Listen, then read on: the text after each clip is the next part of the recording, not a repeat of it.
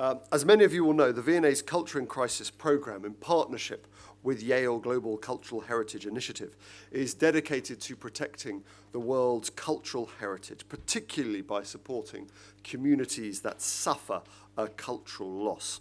And this has never been more pressing, whether it is a terrorist-inspired iconoclasm, the more prevalent threat of natural or human-made disasters, the impact of mass tourism, the impact of pollution, our shared cultural heritage is indeed under assault. And with today's conference, we are continuing the vital and timely conversation on cultural preservation, considering the practical applications of digital reproduction raised through the V&A's ambitious REACH initiative. And the REACH initiative, have we got copies of the protocol for everyone? During the course of the day, you will get copies of the protocol that was published yesterday, but there will be physical copies for you today, which was agreed yesterday at our conference. The international dialogue we at the V&A have been spearheading along with the Perry Foundation on the reproduction of art and cultural heritage through digital technologies. We launched this initiative in May this year at the UNESCO headquarters, and the ambition was to bring together the world expertise of the global museum and heritage community to collectively rethink our approach to the reproduction, storage, and sharing of works and art and heritage in our digital era. And with REACH, we have had an unprecedented opportunity for global consultation from the Hermitage to Abu Dhabi to London to Paris to broaden our collective knowledge and to share with others. And so this year, with the support of our key research partners, the Louvre, the Smithsonian, the State Hermitage Museum, the Pergamon Museum, Yale's Institute for the Preservation of Cultural Heritage, and Factum Arte, we've hosted 5 successful roundtable discussions with museum colleagues from across the globe. And with every insightful contribution, we achieve great progress towards REACH's lasting legacy, which is essentially a 21st century blueprint concerning the future role of museums and other organizations, stewards, dealing with reproductions of art, architecture, and design. And the reason we are obviously so passionate about this is that it was in 1867 that Henry Cole first produced his protocol on the universal reproduction of works of art. So it seemed that the Victoria and Albert Museum, there in the early days of photography, of cast quartz, of electrotype, was exactly the institution to spearhead modern conversations about reproduction in the digital age. And hopefully, if you don't know the cast quartz, you'll be able to visit them today, along with a new exhibition next to them, supported by the Perry Foundation, looking at their work in terms of cultural preservation and reproduction in the Dagestan district in Russia. The debate, we think, that has opened up from the cast courts originally and then the conversations we have has raised all sorts now of practical and ethical issues surrounding control of data, sharing of data, copyright laws, international agreements surrounding this.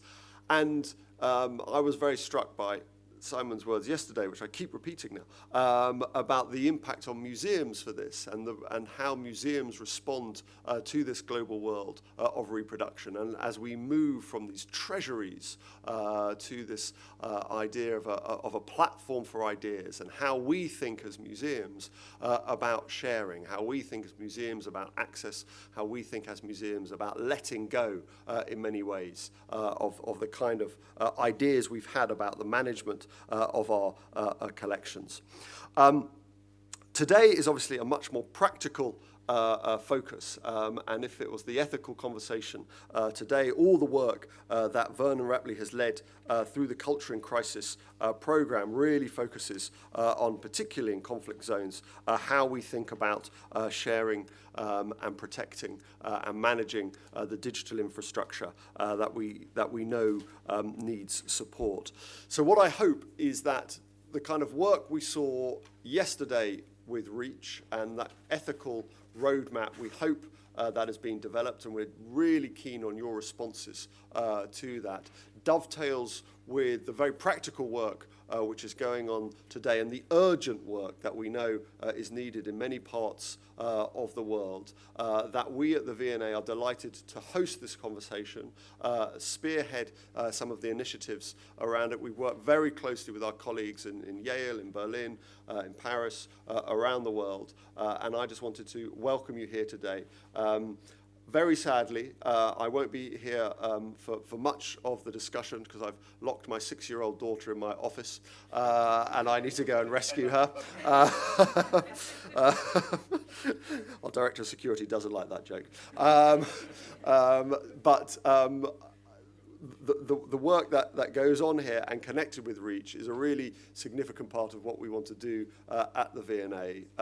I think the whole institutions flourish when they go back to their founding purpose and their founding mission. And our founding mission was actually to connect the most modern examples of technology with bringing great cultural artifacts to life. And that is more urgent than ever in the conversations that are taking place today. So welcome. It's a delight to have you here with us on a beautiful December day in London. And I wish you a very productive and interesting morning. Thank you.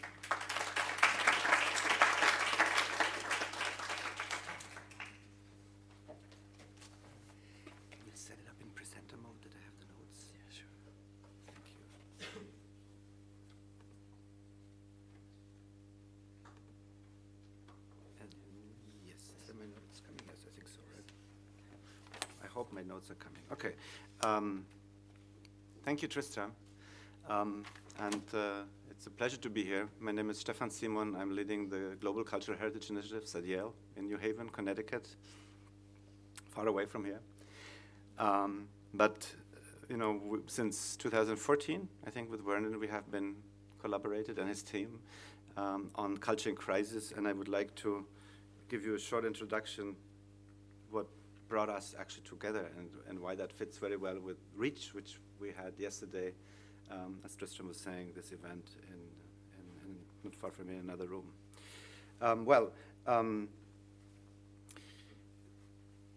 What is clear is that cultural heritage is bringing together people across boundaries, across cultural and political boundaries. It has an incredible power to unite the people, and you can see that in Canada. You know, if you come after 9 a.m. in the morning, you cannot get a view of Lake Louise because, you know, hundreds and thousands of people are there to take pictures. You know, actually, World Heritage inscribed under criteria 7 and 8. Cultural heritage also is not a renewable commodity, and we see that all over the globe. We see that in Peru, in Chan Chan, the looting pits by the so-called Huaqueros, but we also could see that in 2012 when Al-Qaeda affiliates were occupying Timbuktu and burning you know, parts of the famous library there. So when cultural heritage is lost, we lose far more than just the heritage. We lose shared identity, you know, we lose resources for our economic development, knowledge as really an important key point. Creativity, sense of community, and in some cases, nationhood. And you know, one not so often noticed case is actually Sukur, World Heritage in the north of Nigeria. You know, many objects had been burned down by the Boko Haram. Not recently, actually made it on the World Monuments Watch list as well. We have to, I mean, apply. Actually, the lessons I have to see, sorry, because I have a lot of text, and as a not native speaker, I really, without my text, I will be lost. But I mean, doesn't really, like this, yes, maybe like this. So any loss of cultural heritage is a loss of our common memory, impairing our ability to learn, build experience and apply the lessons of the past to the present and the future. And destruction of cultural heritage is inseparable from the persecution of people. And therefore, it is a humanitarian imperative. You may have seen these photos, images about a site called Europos Dura, or as they say in the US, Dura Europos. I'm not an archaeologist, so please, don't put my words on a golden balance. But 2012, it looked like that, and you can see looting pits, at this famous site at the river Euphrates in today's Syria. But already in the spring of 2014, that's how the site looks. And you see all these little black holes, right? They are looting pits. Estimate is that they increased from like 50, 60 to 3,800 to the spring 2014. And what is important for me to mention is that you may read in the newspapers that this is all about ISIS, and actually that was actually before ISIS even came to Dura Europa. So what we see is a result of a collapse of a society of structures which are all over Syria, and estimates say that ISIS actually is responsible for like 20–25% of the looting, but there is a lot of other players in that game. Well, another threat which actually might be even more important in the terms of crisis to cultural heritage is actually development, mass tourism, agriculture, urban development. If you're visiting a site like Machu Picchu today, similar like to Lake Louise, you will not be able to make a photo with you and the site because you are together with thousands of others who are, going through the sites and actually cherishing cultural heritage. Because, global tourism is about 1.2 billion arrivals in 2015. It's actually, the international sector ranks 4th behind fuels, chemicals, and food. 6% of global exports, actually higher than automobiles, and imagine how difficult is that for a German to say, higher than automobiles. That was our first meeting, and I'm really, it has been a privilege to work with the V&A and with Vernon and his team from the beginning. That was our first meeting in April 2015 in London, just a day or two after the ISIS videos came up on the destruction of Nimrud Palace. Marcus was here, a few people were here.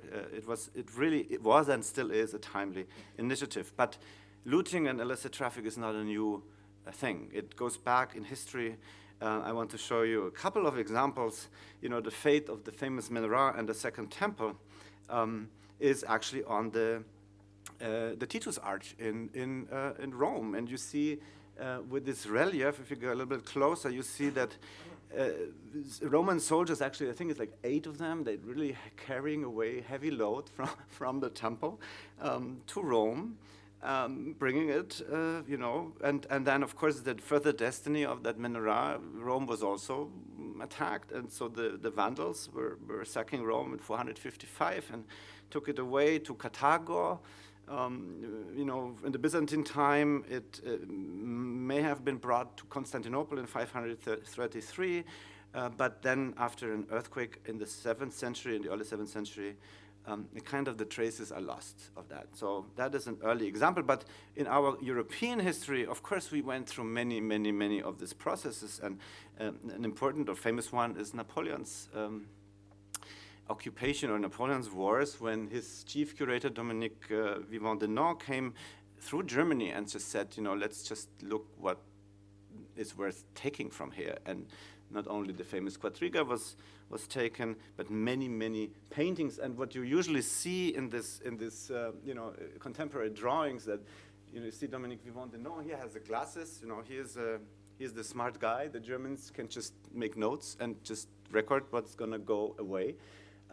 And there is this understanding, which I think still plays a role today in the discussion, that who is the one to own cultural heritage? Is it the smart person? You can tell from his glasses, right?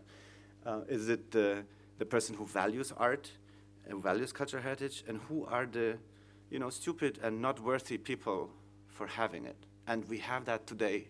We had it in the past, and we still have it. And actually, it goes way beyond art. It goes to natural history collections. This is a fish, which is a very funny story, in terms of illicit traffic actually has. It has been caught in South America, preserved in alcohol, probably rum, went all the way across the ocean to Berlin, was entering the collection of Marcus Elisa Bloch, which is a famous fish collection. There it came what we call in the museum world the 10th agent of deterioration, according to the Canadian Institute of Conservation, which is dissociation or curatorial neglect. Actually arriving in Berlin, this fish was attributed to the Indian Ocean. In 1804, the French took it and said, well, we're probably better to study it. But it had been returned to Berlin, and I should say this as an encouraging point. The French returned actually way more fishes than they took, because the collaboration between the scientists always has been, and also today, I think, is still very powerful. Well, this topic made it to Hollywood. This made it to the cinema. Famous movies like Burt Lancaster, The Train, Monuments Man, and also Chinese Zodiac. And I would like to shed a little bit of light to a story which is not so well known in the West, but every child in China knows about that looting of the Summer Palace in 1860, when the British troops burned down the old Summer Palace near Beijing, ordered by Lord Elgin, right? British High Commissioner to China. And this is a very famous letter by Victor Hugo, where he says more or less, one day 2 bandits came to the Summer Palace. The one has, looted, and the other one has burned it. We, the European, we are the civilized people, and for us, the Chinese are the barbarians. Well, see what the civilization has done to the barbarians in front of history. One of the bandits will be called France, and the other will be called England. And this is a story, actually you can read it when you visit the Summer Palace. Every child in China knows about that. Do we know in the West? Not really. Of course, at Yale, I think about people also. Monuments Man, Dean Keller was one of our monuments mans at Yale University. I mean, the George Clooney, right? That's, of the time. But there are others who are, in my opinion, heroes, and who were standing in front of cultural heritage, defending it on the ground in the first line. And I can't but give tribute to a very esteemed colleague, Khalid Al Asad, who was killed in a very gruesome way by ISIS in 2015 after the occupation of Palmyra. So that is why in Culture in Crisis with the V&A, we think that cultural heritage professionals in countries suffering, they deserve our support. They deserve our creative and generous support. And another hero I would like to mention is this person. This is a painting. You might ask now, well, why I'm showing this kind of painting here? It's not really, very beautiful. Maybe it's not very valuable. But this is a very special story connected to that. When the Taliban regime, was entering the National Museum in Kabul, there was a teacher. It was a simple teacher. It was not the curator. His name was, or is actually, Muhammad Yusuf Asefi, who, risking his life, literally, overpainted more than 100 paintings showing people, showing animals, overpainted it with harmless scenes of nature, with rivers, with mountains, taking water-soluble paint. Actually, that painting was exhibited in 2012, I think, at the Documenta in Kassel. I saw it there. And I think, imagine this man going and just trying to save paintings from his National Museum. Those are, I think, the heroes who deserve our support. And some of them, we're happy. I had in my class Father Najib Mikhael, who is, very, very well known for having rescued the library, Dominican priest, the library of Mosul. So the destruction of cultural heritage is not a new thing. And these photos, we know them, they come, or these drawings, they're all, this is the Goya, they don't know what they are doing on the right. French Revolution, you always see somebody climbing up on a ladder, taking a hammer and smashing cultural heritage, as we have seen in the ISIS videos. When I talk to my students at Yale and in our collaboration in Culture in Crisis, I always ask my students, when you go to a museum, ask yourself, where do all these objects come from? This is, I think, now an important question. It's not only about the beauty. It's not only about values we associate to, but we have to know, we have to learn the story. And I think this is connected to the heart of Culture in Crisis, because illicit traffic, and this is an exhibit of confiscated, looted artifacts I have visited in Damascus in the last December. This is the plague, I would call the plague of our modern modern time. And that's where we came from with our collaboration with the V&A, and also with the endorsement of UNESCO, with our London Declaration on Culture in Crisis, where we're aiming at a long-term strategy designed to make destruction and sale of illicitly sourced cultural heritage just a public concern and socially unacceptable. And I think that's what we will continue, that's what we pledge to do, and that's what we will continue to do. We have been a year ago, a little bit longer than a year ago, we have been to Rwanda, with Laura, with Vernon, with Sarah, I think, from the V&A, and also with my friend and the late Martin Roth, former director of this wonderful museum. And I would just like to encourage you, he posthumously came this book out, the Widerrede, the counter speech, a discussion of Martin Roth with his family. I don't know if that's actually available in English, but it's a wonderful book and really important to read in times of populism, in times of what we are experiencing around us, because I think Martin has been at the roots of our Culture in Crisis collaboration as well.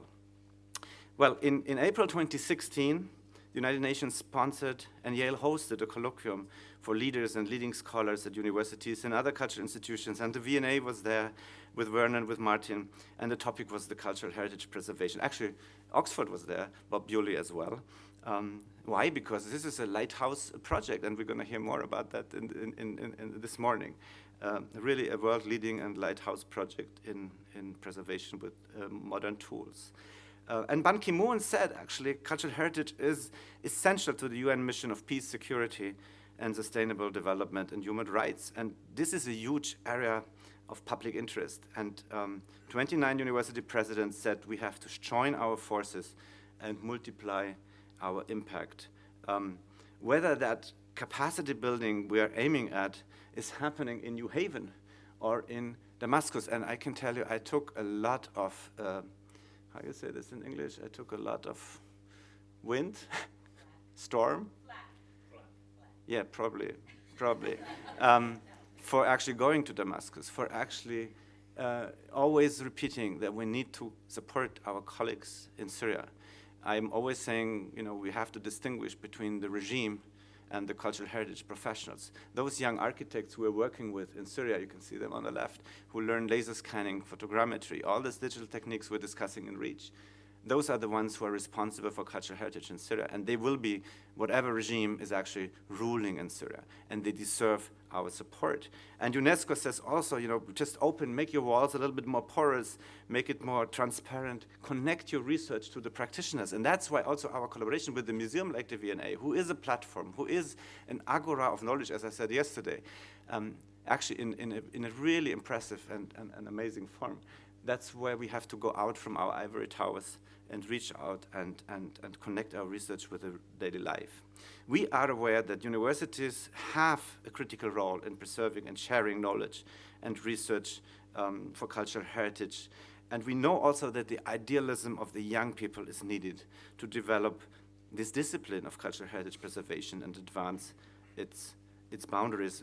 A last example which I would like to mention, which I think is really nice and brings me back to my, my home place, I would say, my other home place, which are the National Museums in Berlin, is the Multaka project, which is, working with Syrian refugees as guides in Marcus Museum, which I think is an amazing initiative. It's really forward-looking, and it shows us actually that that museums must focus on cultural heritage as opposed to cultural property, and work to rebuild the connections between the objects and the communities where they are coming from.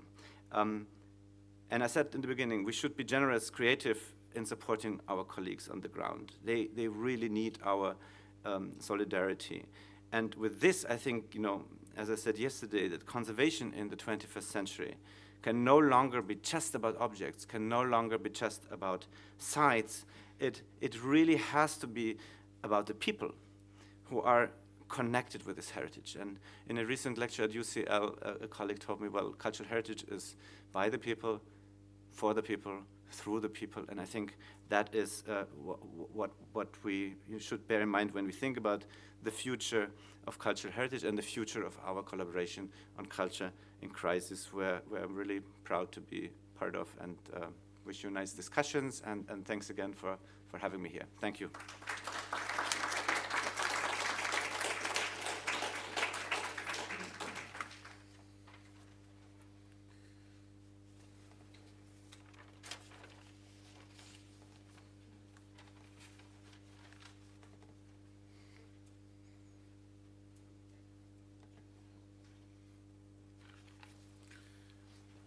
Thank you. Good morning. Stefan, thank you very much for opening up and reminding us all of the collaboration, and thank you very much for participating with us for the last 3 years and for being here today. If ever I feel overworked, over-travelled, I ring Stefan and then find out that between 2 of my meetings he's travelled to China, India, Damascus and various other things, and I feel very lazy in comparison, so I very much value our friendship. I also want to say that as a director at the V&A, I've been mentioned already several times today, along with my team. And I'm going to mention my team because my team in Culture and Crisis is actually just one person, which is Laura, who's going to stand up now because she's actually organised today. And as is often the way with directors, we get the credit for things while someone else does all the work, and that's very true in the case of Laura, so we're very grateful. I'm not going to make a presentation this morning. I'm simply here to introduce our speakers and to thank them for coming and to thank you for coming. We have a really interesting audience today, and I really want today to run as a round table, or certainly the question and answer later on, where we engage entirely, not just the round table at the front, but with the audience. We have people from universities, from schools and colleges, multi-academy trusts. We have directors of national museums. Marcus, thank you for joining us today. We have the REACH project director, Ness, thank you very much, who's just taken us through 8 months of work to come to this declaration. So we have a wealth of knowledge and experience, and there's many others there that I don't, of course, or can't mention. So I really want to engage in an active conversation a bit later on, rather than me asking questions. So I'm going to introduce in a moment our wonderful 4 speakers who are going to stick very rigidly to the 20 minutes they've been set because to allow time, because these agendas always say we'll have 20 minutes each and then there'll be times for questions, and there never is, and we always run out. So I do want to stick as much as I can to that 20 minutes, excepting that we started late this morning because a cleaner managed to throw water over the Sackler courtyard and freeze it, which is why you were all diverted because otherwise you'd have needed ice skates to get through the door this morning. So what I wanted to build on is just a little bit, a touch on REACH. I see REACH and the declaration that's very successfully been signed, and it will be signed by many more organisations, hopefully, as an intent to do something, an intent to start working in a different way and creating copies. Tristram just described it as an ethical roadmap, but it is, to me, very much an enabler for other work that needs to take place. Following on from a declaration of interest or a statement or a roadmap to say that we should and could make copies, we then have to look at, well, how will we do that? When will we do it? What will we do? And where will we keep them? And then that takes us to another stage that once the stewards of cultural heritage have copied them, well, how do we share them? Who do we share them with? And how's that done? And then the subject of today's conversation, the last stage really, well, what do people do with that? If we're sharing it with people, what use is it? And I think that museums have a history here of occasionally producing things, thinking that that's what the world needs, and being quite wrong about that. And so we thought today that would be a good opportunity to actually hear, well, if this was possible, if the world's cultural heritage can be shared in a free and accessible way, well, what use could be made of that? How could it benefit? What needs to be done to ensure that that sharing is productive? And I'm hoping that our speakers this morning will start to take us towards a conversation along those lines. We want to look past, in other words, to the end result and accept a certain number of things. For example, Brendan Cumier, the curator of the Venice Biennale and also the Shenzhen display, and an expert, in my opinion, on copies, said that copies have their own history and lead their own lives separate to the original. And if we can start from this assumption that copies do have value, and that we don't start in today to re-examine those questions of why should we copy things or how should we copy them, but actually looking and making that assumption that we are going to copy them and they are going to be available, so what are we going to use them for? And I'm going to just very quickly use my watch as an example. Which is going to horrify Laura because I didn't give her any warning of this. But my watch that I have on here is an elegant chronograph, a distinctive brand, Vacheron and Constantin. They're I've never heard of, but are very expensive. It's a £20,000 watch, but of course it isn't. It's actually a $20 Chinese copy. Because on my salary, Tristram's not here because we're going to make a point here, but on my salary, of course, I can never afford a £20,000 watch. I'd, of course, love the original, very, very much so, and if I was not to feed my children for 2 or 3 years, I could probably afford one. But with my priorities, I have to settle for this. But actually, it is a copy, but it also has use. I've had this for 12 years. It has outlived all of my other watches. It tells the time. It tells me the date. And like I say, it doesn't need its batteries replacing. And when it does break, I shall throw it away. And I should buy another $20 watch.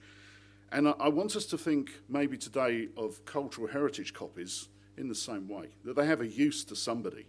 Many people would consider this a worthless copy, a worthless piece of junk that isn't the original. But actually, it still has some use and some value. And can be used by different people for different things. And we've heard so much in the last few weeks about the arguments about the value of copy and whether or not it's as good as the original, whether it only copies the outside and not the inside, and therefore it's not. But actually, today, we want to start from that premise, really, that copies are useful, hopefully, and for what use could you turn them to? So I'm going to turn to our first speaker, who I'm going to give a very short introduction to. But Al Rawlingson is the Head of Digital Innovation and Learning from Historic Environment in Scotland. And I'm going to hand over to you to start our first 20-minute presentation. Thank you.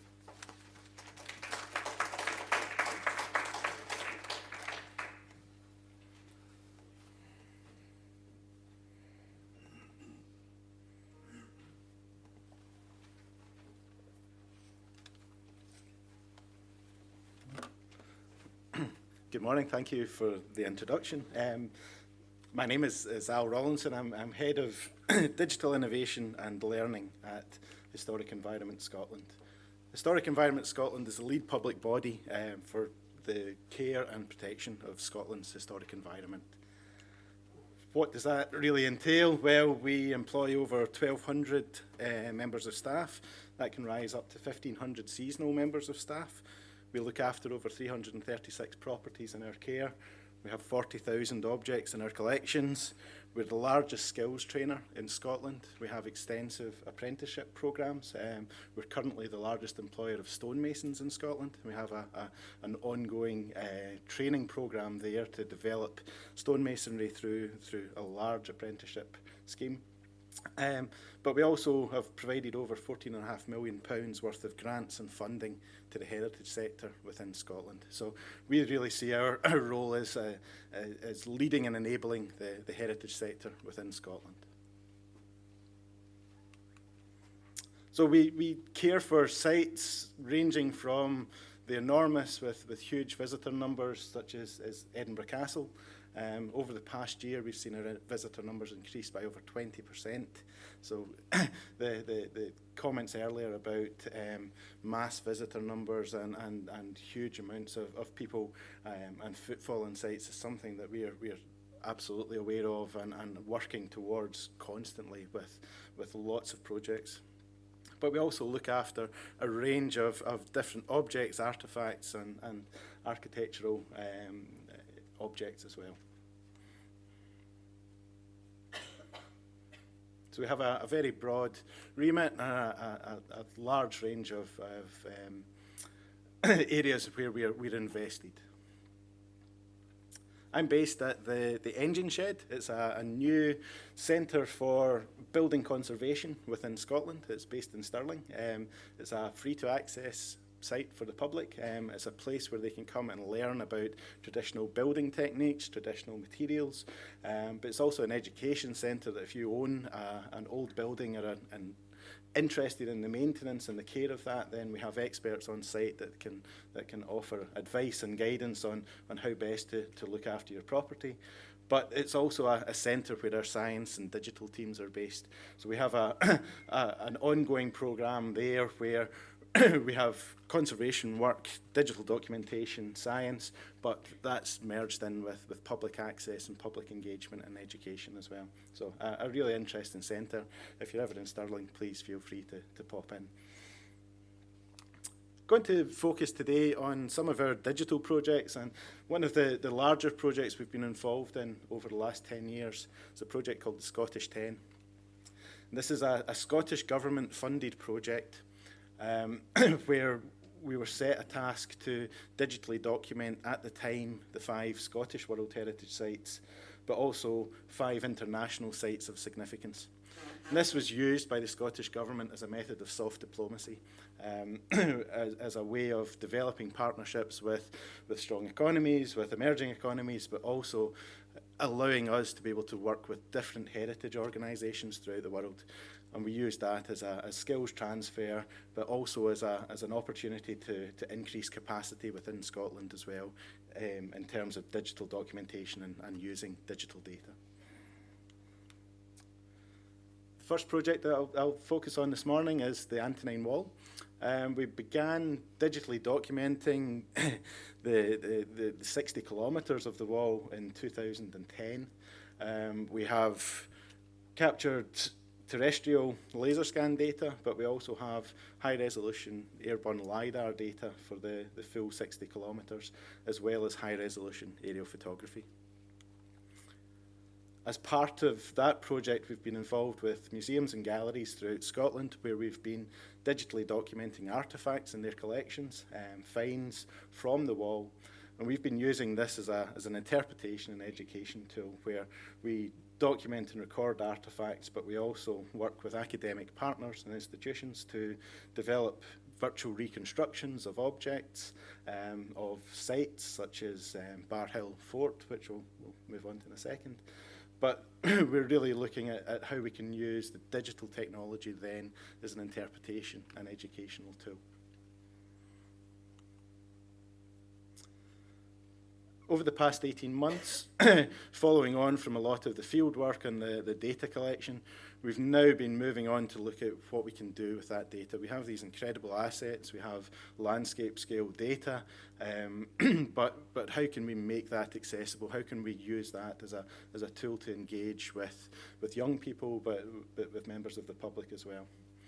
One of the ideas that we came up with for that was a digital game, a mobile-based game surrounding a day in the life at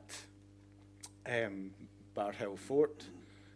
And through development and testing with local primary schools, we've created a first-person mobile tablet-based game where you get to experience life in a Roman fort and vicus. But we're incorporating the survey data into this. So the landscapes, the terrains are based on the LiDAR data and the aerial photography. The buildings are modelled using archaeological information supplied to us by universities. We have gone through academic panels to ensure that the models and the recreations are as close to current thinking as possible. But we've also tried to tie in the artefacts and the models that we've been creating into the storylines and the plots. This is a free-to-access game, and we're hoping to release this in January on iOS and Google Play. And it's aimed really at primary school children, so primary 4, primary 5, when you're beginning to learn about Roman studies, certainly in Scotland, and we're working now with several partner councils along the length of the wall to generate bespoke games to fit in with their area. We've had several rounds of user testing. We've had some great feedback, but it's something that we're really aware of, that whenever we're generating educational content, it has to be something that's of benefit to teachers. It's something that has to aid them rather than be something that causes issues and causes problems for them. We're also developing research with the LiDAR data that we've been capturing, and this is the same for all of the sites within Scotland we have data for. We make the data freely available to educational institutions for research so that we can try and progress knowledge within the heritage sector within Scotland. And recently we've been uploading models to Sketchfab. We're looking at new ways of trying to just make our digital content more accessible to people. So this is an exciting platform for us and something that we hope to use a lot more in the future.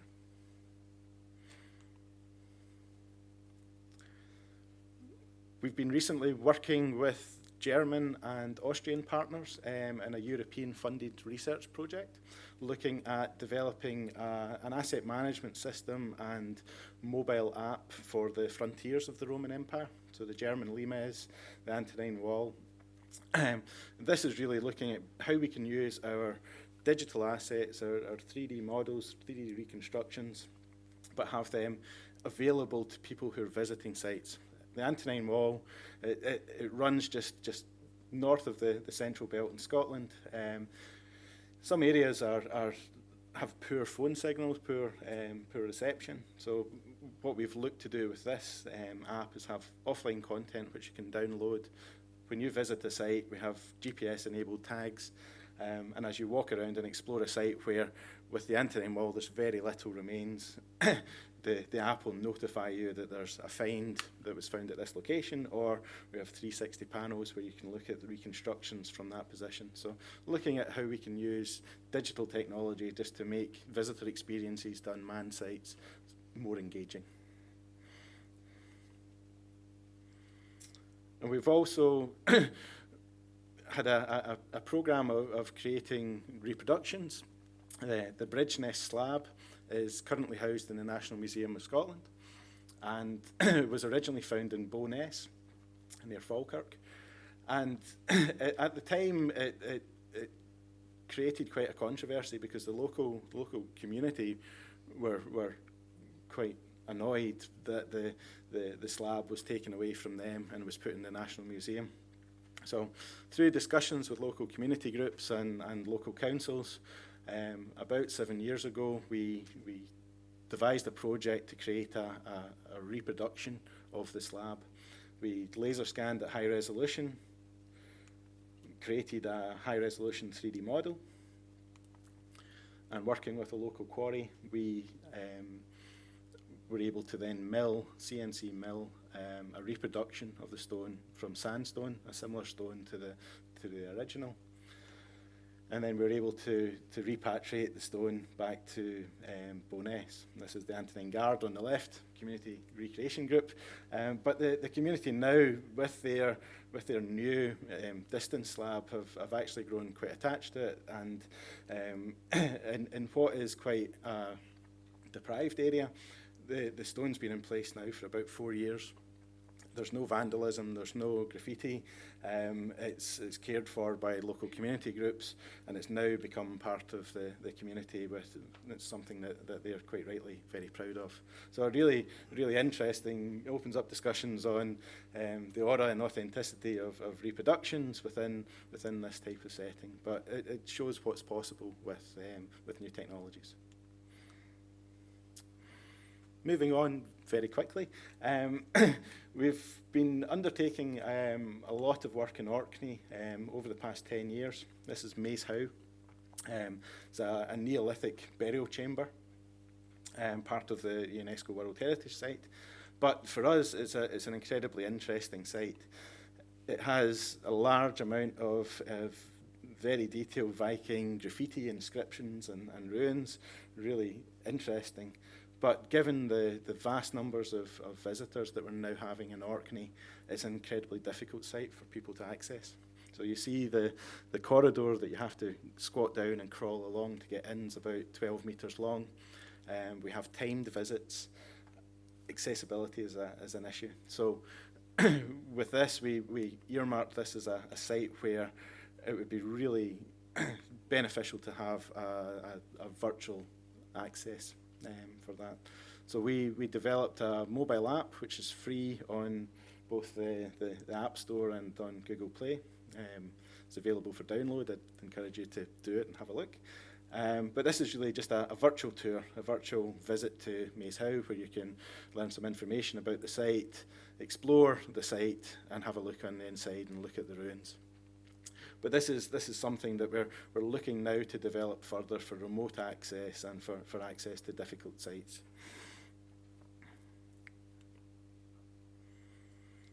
We've also been experimenting in the past couple of years with new technologies, head-mounted displays, where we can now allow visitors to virtually explore and move around the site. Maze Howe in particular, we've had a headset now at the visitor centre there for the past 2 years. This is something that's been used by almost a couple of thousand people. The rangers and the staff at the site say it's one of the most popular things they have within the centre. Not only can visitors who are not able to actually go and see the site experience it, but they say a large amount of people that have actually visited come back to the visitor centre because it's bus transport, and there'll be queues of people after they've visited to revisit the site virtually. So it's a really interesting one for us and a really good example of how new technologies can enable virtual access to a site which has limited access. Quickly moving on with the international section of the Scottish 10 project, we worked in Nagasaki for over a month, documenting the sites of the Meiji Industrial Revolution. The giant cantilever crane is a particularly interesting one for us. It was designed and built in Glasgow by the Motherwell Bridge Company in 1903 and shipped out to Nagasaki. It's actually still in use daily through Mitsubishi Heavy Industries. It is part of now the World Heritage Site, but being in a live working shipyard, there's no visitor access, there's no public access. So working with Japanese partners, we've looked at how we can then develop virtual and remote access using the 3D data that we've captured through laser scanning, but then also through high-resolution 3D modelling.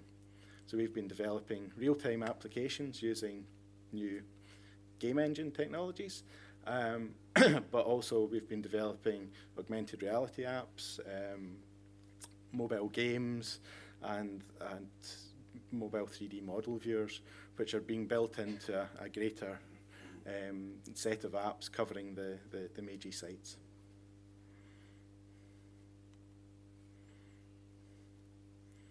And part of the game there is to be able to drive the crane, pick up objects. The data that we have in the mobile app's actually based on the high-resolution models, so it's all geometrically accurate, and the controls are the actual controls taken from the cabs of the crane.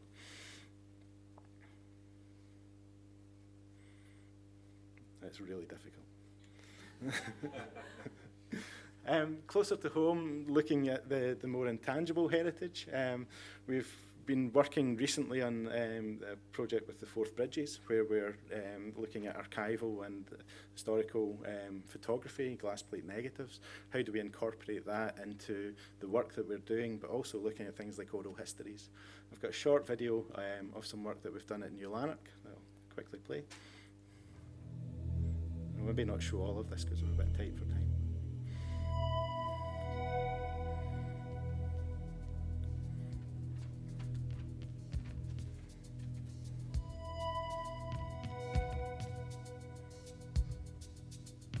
We only had a kitchen with 2 set-in beds and the oven grate with a swee.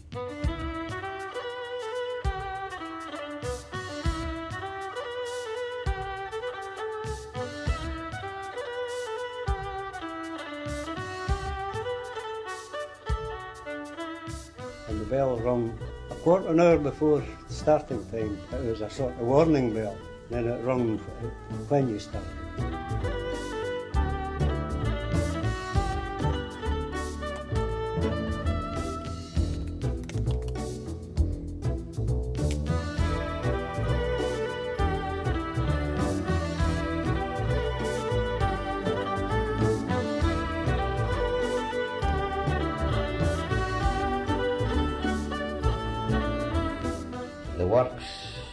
my view, had a workforce that was as efficient and sometimes very much more efficient than any other workforce I was able to see in Lancashire and elsewhere.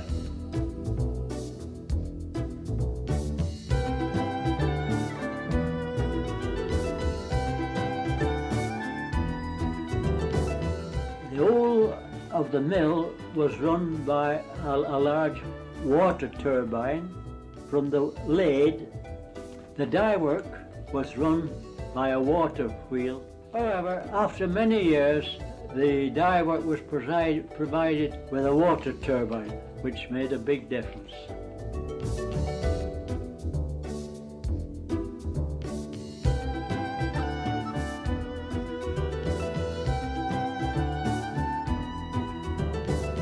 And I think anyone who was born and brought up in the village was very conscious of that. There was a great community spirit.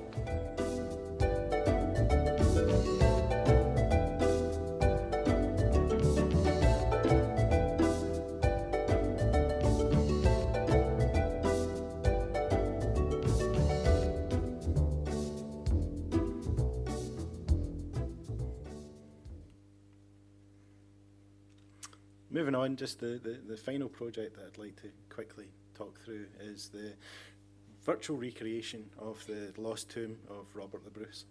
This has been an ongoing research project involving several universities, museums, institutions within Scotland, and panels of experts from the Royal Commission, at the time Historic Scotland.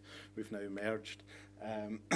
And really it was looking at, could we virtually recreate the lost tomb of Robert the Bruce? Just now, current thinking says that there's 19 fragments still exist. This is really an example of the type of fragments that we have from the tomb. A chap called Ian Frazer from the Royal Commission had spent about 10 years of his life studying tombs created in a similar period in France, which we think the tomb was commissioned in the same area, and looking at taking the individual components and creating a series of drawings using the components as key marker points within that to really describe the form of the tomb. So we worked with Ian then to take his drawings and to create highly detailed 3D replicas of them, 3D computer-generated versions of the drawings. And we were able to put them together into an animation.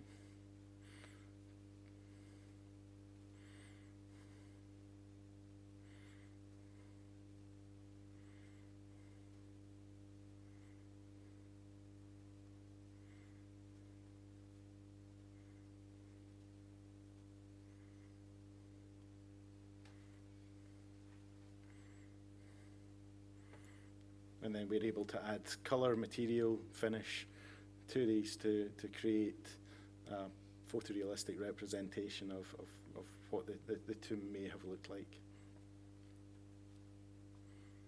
This was designed for an exhibition running at the Antonine Museum. But we wanted to develop this project a step further. We had the 3D data, we had the assets.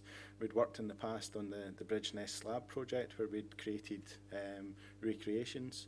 We knew that 3D printing would allow us to create scaled models of or replicas of the tomb, but we decided to then look at half-scale reproduction by CNC milling in a dense styrene foam. We now have a half-scale reproduction of the tomb, which is on display in Stirling and has been on display in several museums and galleries throughout Scotland. Thank you.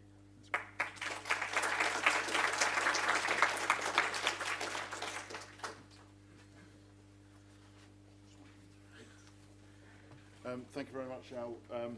Fantastic. It showed some real uses of copies to further understand and explore cultural heritage. I'd like now to introduce Faye Ellis, who's the Director of Digital Tech at Thomas's School in Clapham. Digital Tech, yes, okay.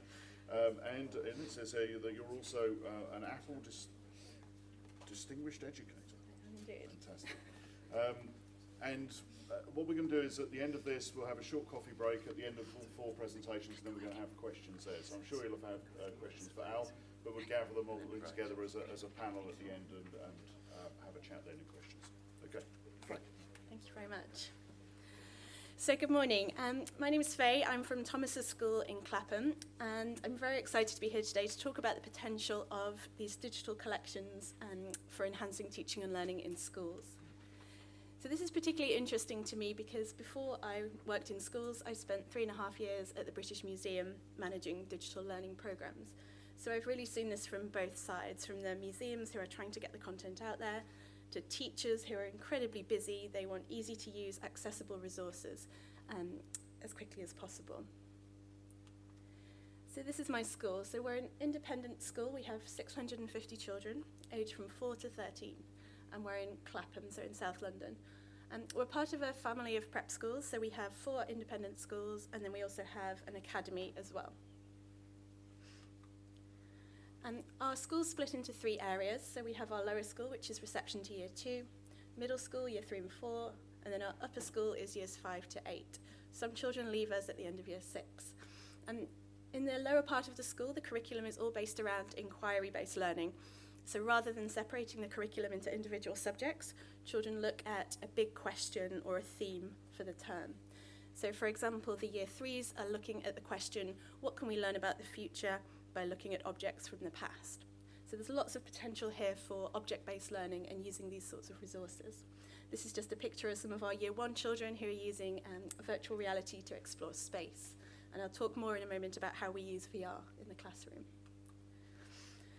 This is a larger overview of our curriculum. We call this our curriculum compass, but it's really just reflecting our commitment to values-based education, but also faculty-based learning. Throughout the whole school, we're just trying to move away from separating learning into individual subjects.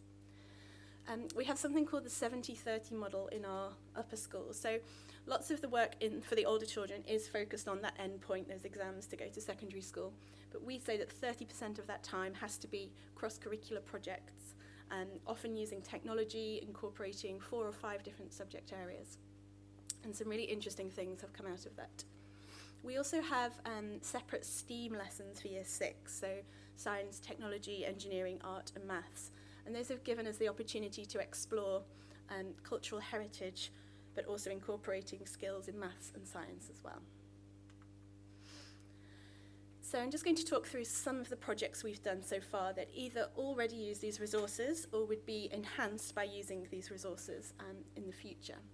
So a project that our year 6s have done is they're designing sustainable buildings, but they've actually incorporated elements of ancient Roman architecture into their design. So they've been using Google SketchUp. Now at the moment they're using elements that other people have created that perhaps aren't completely accurate. So that's certainly something that would be enhanced by having real reproductions. In art, classics and computing, they've used the HTC Vive, the virtual reality kit, with Google Tilt Brush to graffiti political slogans into buildings in Pompeii, which is a very interesting project. We have a separate subject called social time, which is trying to get children to understand more about the local, wider and international community. And in January, we're going to do a project all about migration with objects as the main focus. So how can we learn about migration through objects? And then we also have an annual STEAM week where we have visiting speakers and workshops. So this is one of our children, our older children, using the virtual reality kit. So this was part of the ancient Pompeii graffiti project. So as well as being able to view the scene, they can also use the controllers to interact with it. And with this one, they can actually paint. So this is them in the classroom. So you can see here, they're actually painting onto a column there. But again, we were very limited by the resources that we had. We had to find 3D models online. Often they're very expensive. You have to pay £30 or £40 just to download one column. And they're not historically accurate either. So there'd be so much value in having real scans and reproductions for these projects. We're very lucky at school. We have a classics teacher who studied digital archaeology, and she's really spearheaded some of the projects we've done. She was teaching her children about ancient Rome, and they were all saying how difficult they found it to understand what it would have been like, what it would have looked like and felt like to be there. So she used the Cubity app with Google SketchUp to let them actually explore. And it's incredibly valuable. The children absolutely love doing that. So these are the three things that I think have really helped us to make progress in this area so far. So first of all, having staff expertise and interest. There are lots of us on the team who are just so passionate about this and who spend a lot of our free time researching and looking for resources. I mean, we're lucky to have really good access to technology. We have obviously the VR kit, and we have access to 3D printers as well. And we have that little bit of space and freedom within the curriculum to experiment and explore.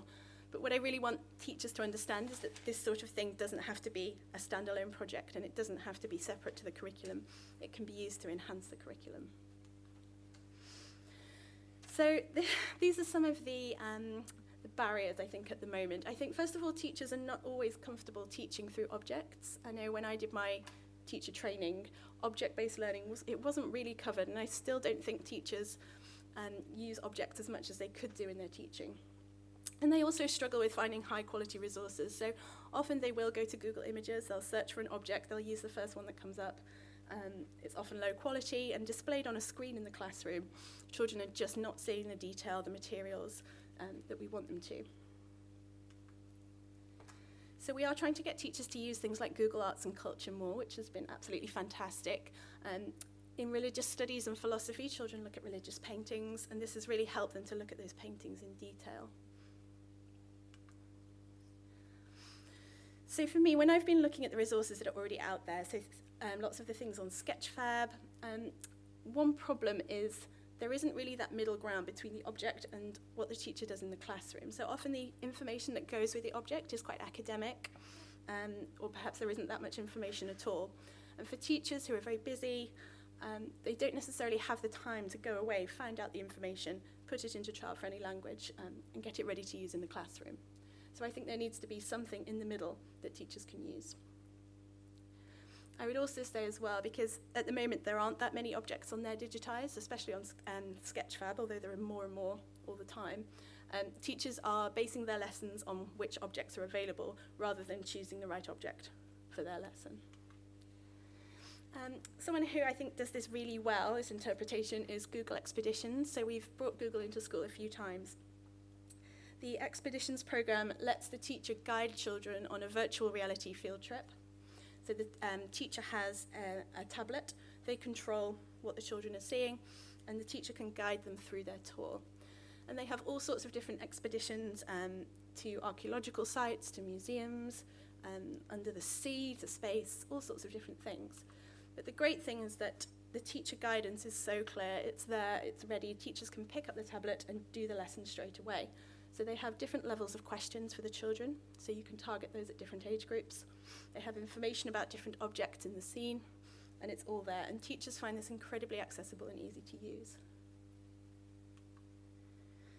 Now, we use 3D models of objects, as I said before. So this is one of the British Museums. I think this is one of Dan Pett's 3D models of an object. And teachers were amazed at the difference that having a 3D model rather than a photograph made. And children really enjoy being able to manipulate the object and choose what they want to look at rather than just looking at that flat image. And these objects are not meant to be viewed as a flat image. They are meant to be viewed in 3D. And that makes a huge difference to teaching and learning.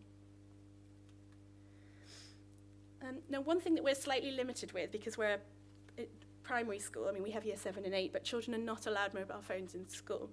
So doing a whole class of VR is really difficult. But if you work in a secondary school, most children will have a mobile phone with them. And so it's actually, by using Google Cardboard or other cardboard VR viewers, children can access this and look at the objects in 3D very easily.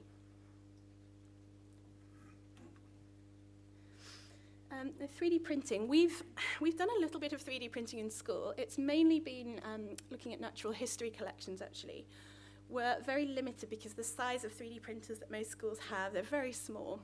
You could print an object maybe this big. And I also feel that so much of an object is about the material it's made from, the paints, the finish, and so on. So for me, those 3D models that children can view are more valuable than 3D printing. But we have used these a lot for natural history. Now, one thing that I think would be very interesting, and we have played with this a little bit before, is the concept of object hacking. So as well as being able to download an object, actually being able to manipulate it, adapt it, and change it. And often children will guide this. With the 3D dinosaur skull, children said that they wanted to change it themselves. So we gave them the task of changing the dinosaur skull.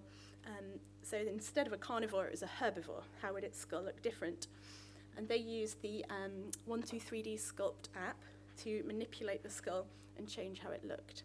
So for children to be able to do that, to adapt an object for a different purpose, a different time, could be incredibly interesting. I realise there are lots of copyright issues around that and ethical issues as well, with children adapting cultural heritage objects.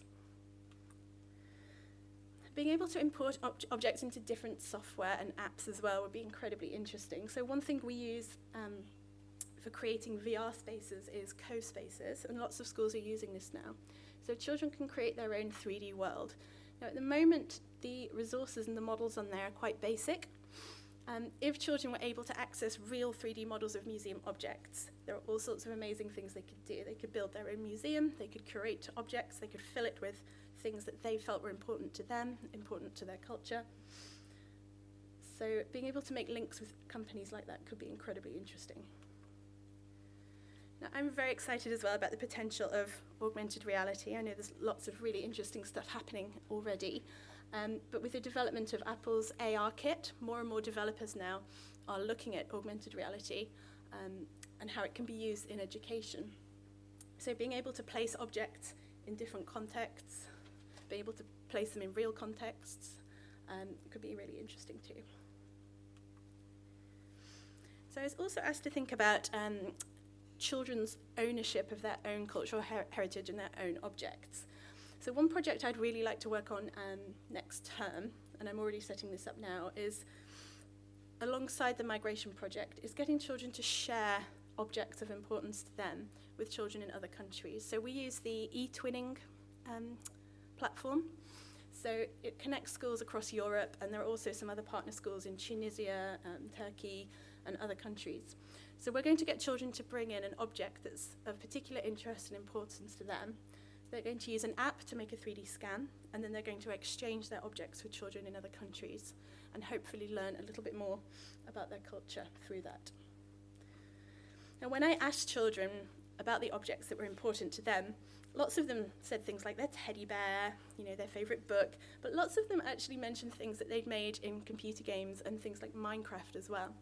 And I know, I think the V&A have done some work in Minecraft and sharing 3D models through Sketchfab on there as well. But for children, objects are not necessarily things that are physical now. Their favorite objects might be digital as well.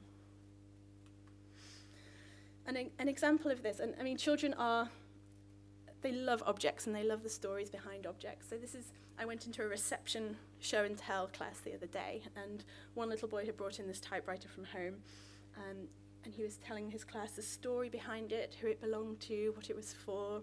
He'd actually then been to the Science Museum to look for typewriters there as well. And for him to then be able to scan that object and share it with other people with the information and the stories he has, that could be incredibly valuable, and hopefully would also make him appreciate the stories behind other people's objects more as well. So I did a very quick survey with some of our older children. So I asked children in years 5 to 8 how often they visit museums and galleries in their free time. So not through school trips, this is just in their own time with parents or with friends. And I was actually quite surprised at how few did go and how regularly they went, considering we're in London. When I asked them, they said, "Oh, but there aren't any museums in Clapham, Miss Ellis." They don't realise how lucky they are to be so close to these museums. And actually, about 25% of children said they don't visit art galleries at all, which really surprised me. So I then got a little focus group of children together, and I was asking them, I showed them some of the 3D models on Sketchfab, and I got them to explore them, which they thought they were amazing. And then I asked them whether, having seen that object digitally and looked at it digitally, would they then feel satisfied, like they didn't need to see it in real life. And all of them said the same thing. They said they definitely want to go and see the object. Exploring it digitally actually made them more likely to go and see that object in real life. They said often when they come to a museum, they're not quite sure where to go. Then, you know, they don't necessarily have a focus. But if they've been exploring this object in class or at home, and they knew where to find it in the museum, that would be incredibly interesting to them. So in summary, these are 3 things that I think could happen now with this project going forward to make these objects accessible for teachers. So first of all, having some sort of platform for museums and teachers to share teaching ideas and content. Lots of teachers use content generated by other teachers, whether that's through things like the TES or other websites. So having teacher-generated lessons that other teachers can download and use linked to these digital objects could be really valuable. Again, links with teacher training courses in higher education. I just don't think teachers know what's out there all the time in terms of these resources, and as soon as you show the resources to them, they immediately see the value and they can't believe they didn't know about it before. So I think if that was part of teacher training from the start, it would be used a lot more. And then finally, content that can be downloaded and adapted as well. So if you have any questions, I'm on Twitter, I'm at Faye Nicole, and I'm looking forward to questions at the end as well. Thank you very much.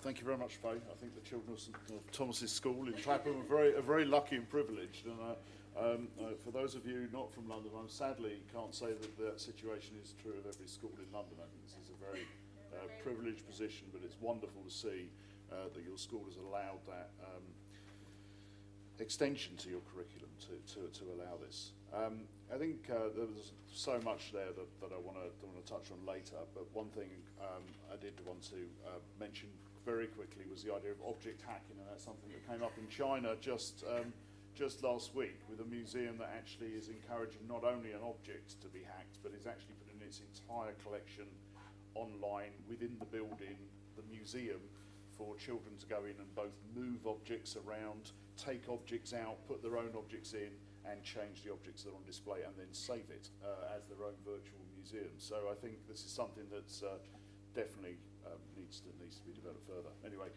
now without further ado, I shall hand over to Dr. Robert Bewley from Oxford, the project director and co-founder of the Endangered Archaeology of the Middle East, EMINA. The title, yes, EMINA. Or as an archaeological friend of mine who's dyslexic said, "Oh, Bob, I like your new project. It's called Enema." No, it's not. First of all, thank you very much, Vernon and Laura, for inviting me. I want to go back to primary school. That sounds great, doesn't it? Eh? Imagine scribbling all over Rome in graffiti. That would be fantastic. Now, I've got to cover an awful lot, and it reminds me of a cartoon that I saw once in the paper of 2 hobbits in a bar. And they're holding hobbit-sized pints of beer, and one says to the other, "Cut a long story short, I threw the ring in the fire." So if you're going to get the shortened version, if you don't know the end of Lord of the Rings, I've just spoilt it for you, sorry. And Vernon reminded me about, as it were, the universality of heritage. When I was at the Heritage Lottery Fund, we always used to have, as an icebreaker when we were at meetings, we would often have to bring a heritage object. I hadn't realised you were such a cheapskate with a $20 watch, but never mind. But your travelling story reminded me of that wonderful scene in Indiana Jones where she says to him, "You're looking tired, Indy, you're looking tired." And he said, "It's not the years, it's the mileage." Anyway, to something serious. Apparently I'm here representing universities. So if you're from a university, I'm sorry about that. Because universities do research and training, and through our project we do research and training, but there's 3 points I want to make before getting into the presentation.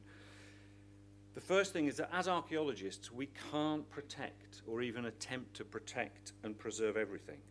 Something will be destroyed, and the only comfort I take from that is if there hadn't been change, we would still be in the Paleolithic and there'd be no archaeologists. The second point to make as a general principle is that and this was partly in discussion last night when I just happened to have dinner with Vernon and Stefan, that the digital record or a copy is no substitute for the real thing.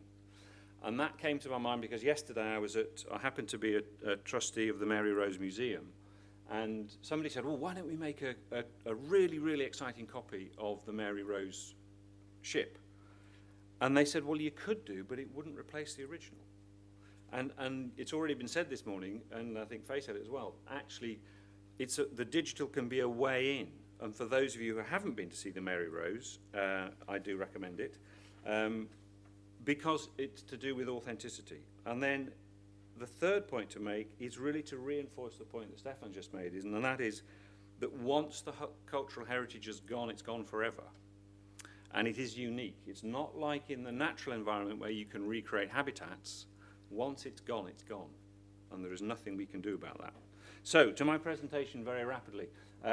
Endangered Archaeology in the Middle East project, funded by the Arcadia Fund and more recently the UK Government's Cultural Protection Fund. We're based in universities of Oxford, Leicester and Durham. We began in 2015. It was originally a 2-year project. It's now going to go until 2020. And lots of people keep trying to say, can you do more and go on longer? So we will try. It's very ambitious. But I wanted to just jump straight into something that I've just come back from, which is this conference, which is related to the Endangered Archaeology Project. The guy on the far right, Andrea Zabini, when we first started, he said, should we not have a series of conferences called Protecting the Past? And I said, yes, if you think that's a good idea. We had one in Jordan in 2015. We had one in Iraq, in Sulaymaniyah in 2016. And we were in Tunis, as you can see, very recently. But it was called Documentation as a Tool for Heritage Protection in Tunisia and Libya. So how relevant is that to today? But unusually for me, I said, shouldn't we have a statement at the end of the conference? Because a lot of the people, particularly in Libya, and Libya is a complete mess as a country, they don't even have electricity for half the time. So how can they get access to the internet? But they wanted us, when I suggested it, they really liked the idea. And I've just highlighted the two in bold, that the implementation of digital documentation to improve the protection of the cultural heritage is a priority across the region. That's going to help them bash their governments to give them money to do that kind of work. And then digital documentation should be used in innovative ways to raise awareness of the importance of the cultural heritage to the general public in the region. So there is a push right across the areas we cover, and I'll come on to the areas we cover. And so it is an active and a live thing, and I think we should be giving the declaration, or whatever you're calling it, the REACH one, to all the participants who were at that conference. There were around 120 people from right across the Middle East. So a little bit of background. I don't want you to think that it's only in the Middle East and North Africa that the archaeology is damaged. We're about monitoring change. We use remote sensing, whether it's a photograph of Stonehenge in 1906 from a balloon to a photo I took in March 2017 of Stonehenge. Everything changes, sometimes for the better. I think we would agree that Stonehenge is in better nick. We have been destroying our archaeology in Britain and Europe, and yes, we are still part of Europe, in Britain and Europe for many, many years. The difference is that here, where you've got a plough level, some of the archaeology is still preserved. In the Middle East and North Africa, generally stonework and mud brick, once it's destroyed, it is actually wiped off the face of the earth. Background to it is the Aerial Archaeology Project in Jordan. Have a look at the Apami website, over 100,000 aerial photographs that we've taken over 20 years. When David Kennedy first emailed me way back in 1997, he thought it might be a 2 or 3 year project. We have grown old gracefully in the 21 years of doing it. And this is just one example of what I'm talking about. Do we have a laser pointer on here? I'm hesitant to press the wrong button. Oh yeah, we do. So this is a photograph we took in 1998, Roman reservoir, early Islamic caravanserai. It's all connected with, they're all connected with aqueducts. It's a huge area. As you can see, there's bulldozing here. The following year we were nearby and I said to David, why don't we take another picture of where we were last year? He said, oh, there'll be no change, there's no point. But we were over it, so we took a picture anyway. And sure enough, there's your Roman reservoir, there's the pylon, where's the caravanserai? That was within 12 months of a protected archaeological site. So it's done through ignorance. The landowner was growing olives, and in fact, we photographed this again this October, and there's now a huge road running through here.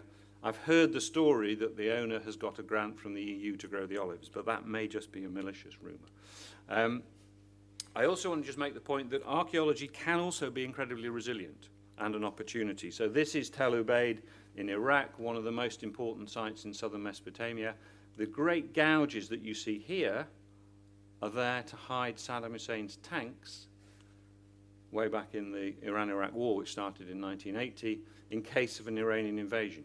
Now, the Iranians never invaded, but the damage has been done, but also a possible opportunity, because if you were going to go back, you would have a huge section right through, in fact, several sections through this really important monument. So we've seen lots of examples, and the stimulus for our project getting off the ground was the destruction by ISIS. But an awful lot of what ISIS has been claimed to have done, and Stefan's already mentioned this at places like Jura or Opus, is not the case. The other positive point to make also is there's an awful lot of archaeology still undiscovered, and that's why our project's important. This is a photograph we took in 1996, only 8 kilometers east of Roman Philadelphia, modern Amman. It's what I consider to be an untouched Roman quarry. You can see the drums for columns in all sorts of shapes ready to move out. Others just a faint outline in the quarry. Others have been squared off. And you can just imagine them standing there at some point in the late 4th, early 5th century going, the Romans have gone. We're not going to get paid. And they just walked off. And the problem with this is it's now under huge threat because of the pressure on the land around it. So there are sites that we're still discovering. So what are we doing about it? We've created the Endangered Archaeology in the Endangered Archaeology in the Middle East and North Africa project. I've called it a voyage of discovery and documenting damage and destruction. How depressing is that? But it is digital, and it's kind of accidentally digital. Because I'm an old-fashioned sort of a person, which is unless I can see it and believe it, I don't really record it. But actually, it happens. Everything we do is digital. And we're looking at these agents of destruction. There may be a number of things here. Agriculture, conflict, construction, looting, natural erosion. All of them have an impact. But you will see as I come to the conclusions that actually it's the rise in population causing a greater demand on the land. So you need more food, you need more water, and you also need more housing. So the combination of all that has a much, much bigger impact on the landscape than any other agents. And I'll just show from our work what we've done. The key thing for today is that what we're creating is a digital record. And it's already been said, we must only do this for a reason. And the reason we're doing it is so that people can then make an informed decision about when things are or are not destroyed. And that's the key point. To my huge surprise, there are 35 people listed on here. I thought this was going to be a nice, quiet little retirement job for me with a team of 5 sitting in Oxford, and it would all be fun.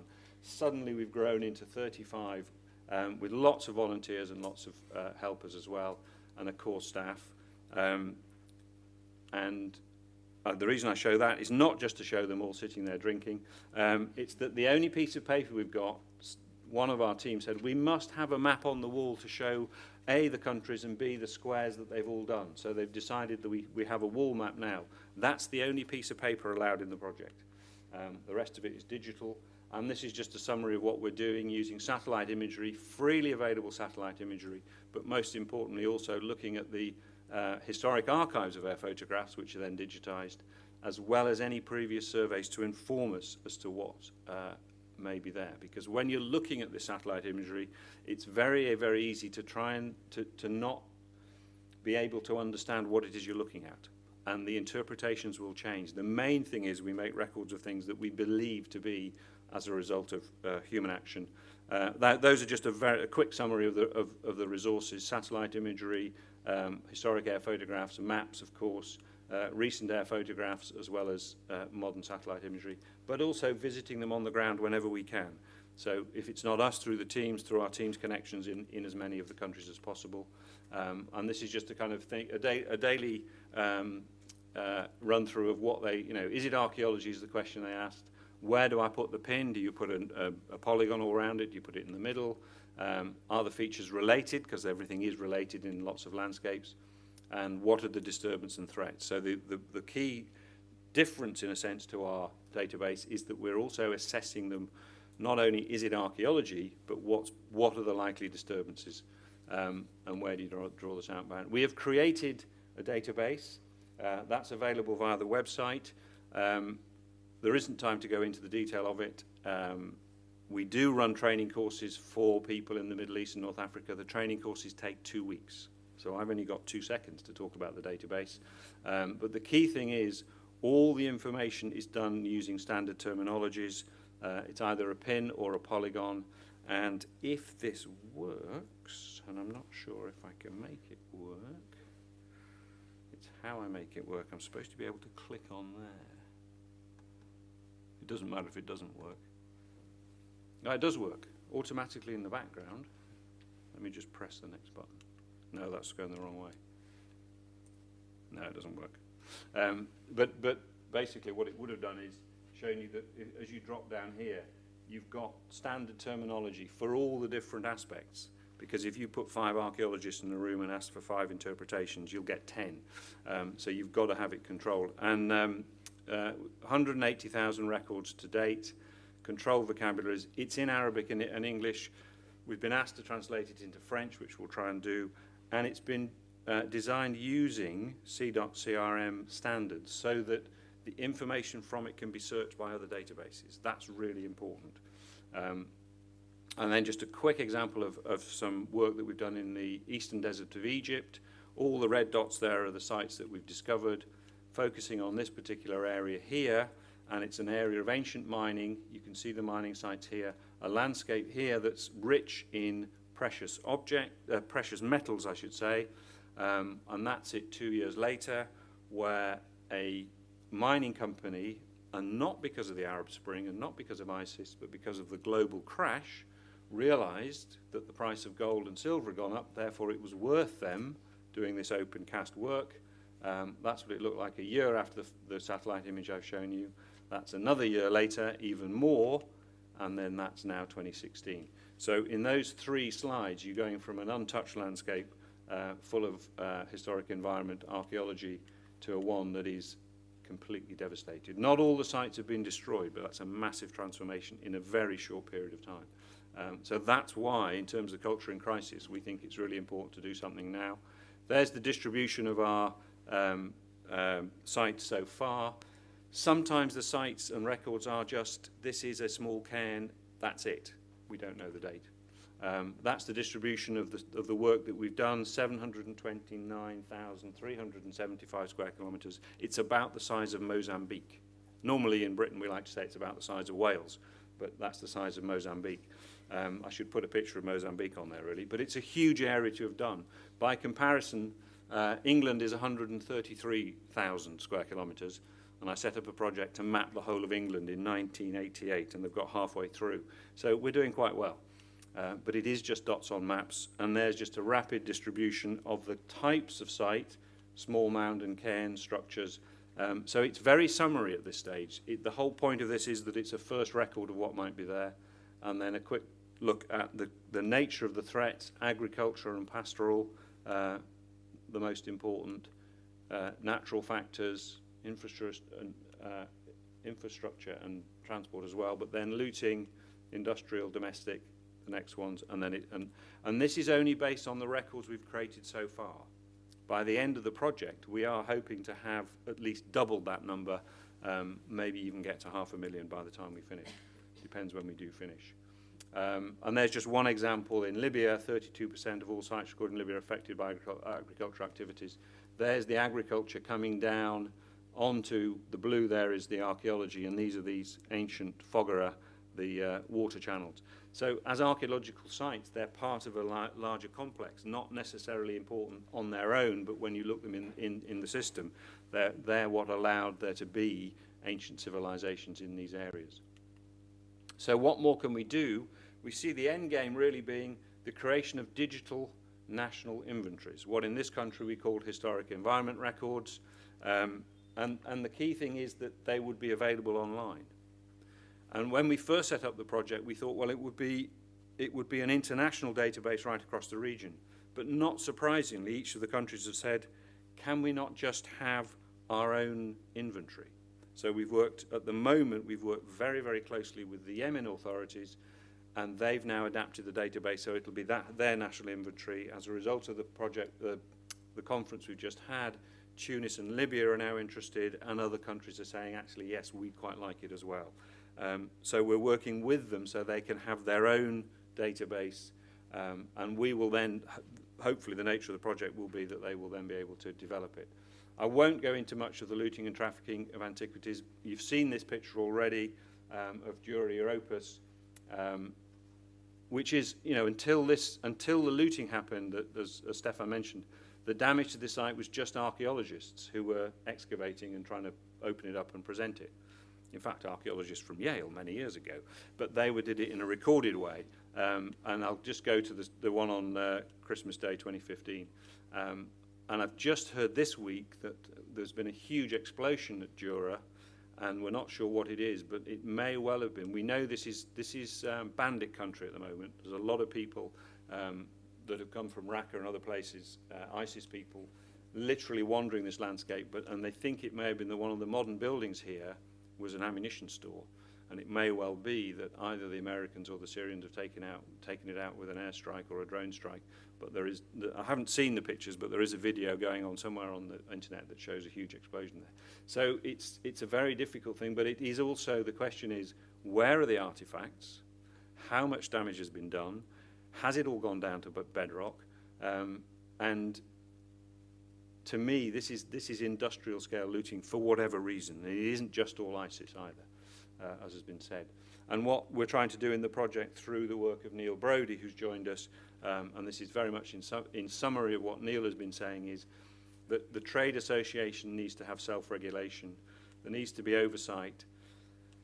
And they have to agree that their own punitive sanction for non-compliance. The whole point of Neil's approach is that we've got to try and reduce the demand for the sale of artifacts. You won't reduce it by trying to police, say, a site like Dura Europus. That won't work. We know that won't work. We're part of the problem. We've made archaeology sexy. We've made the objects desirable. If we didn't, we wouldn't have museums. But we've now got to try and control what is a black market. And as with anything, if it's a legal market, that's not a problem. The end game for that is demand reduction in the antiquities market. So what are we trying to do? We're trying to improve the understanding and protection of the cultural heritage throughout the arena through the documentation, which is a digital documentation, national online inventories or historic environment records. And final slide almost, I think, which is the local community is key. Now, whatever that local community might be, it will vary from region to region, within country and everything else. And the example here, this is a guy called Bert de Vries at El Jamal in northern Jordan. He's worked there 46 years. He's got everybody on side, but still they're finding looting holes every now and again. So you've got to be very careful. Oh yeah, sorry, and we must also reinforce the point that we've got the Cultural Protection Fund money for training in Tunis, Amman, Egypt and Beirut. That's going to happen. We've had the first course for Tunisians and Libyans. The first half of 2018, every month starting in January, we're in a different place doing the training. And the people we're training are the younger professionals from universities and the Department of Antiquities to be able to use our techniques and our database for free so that they can then carry that on in their work every day. And so far it's been enormously successful, and we hope it'll continue.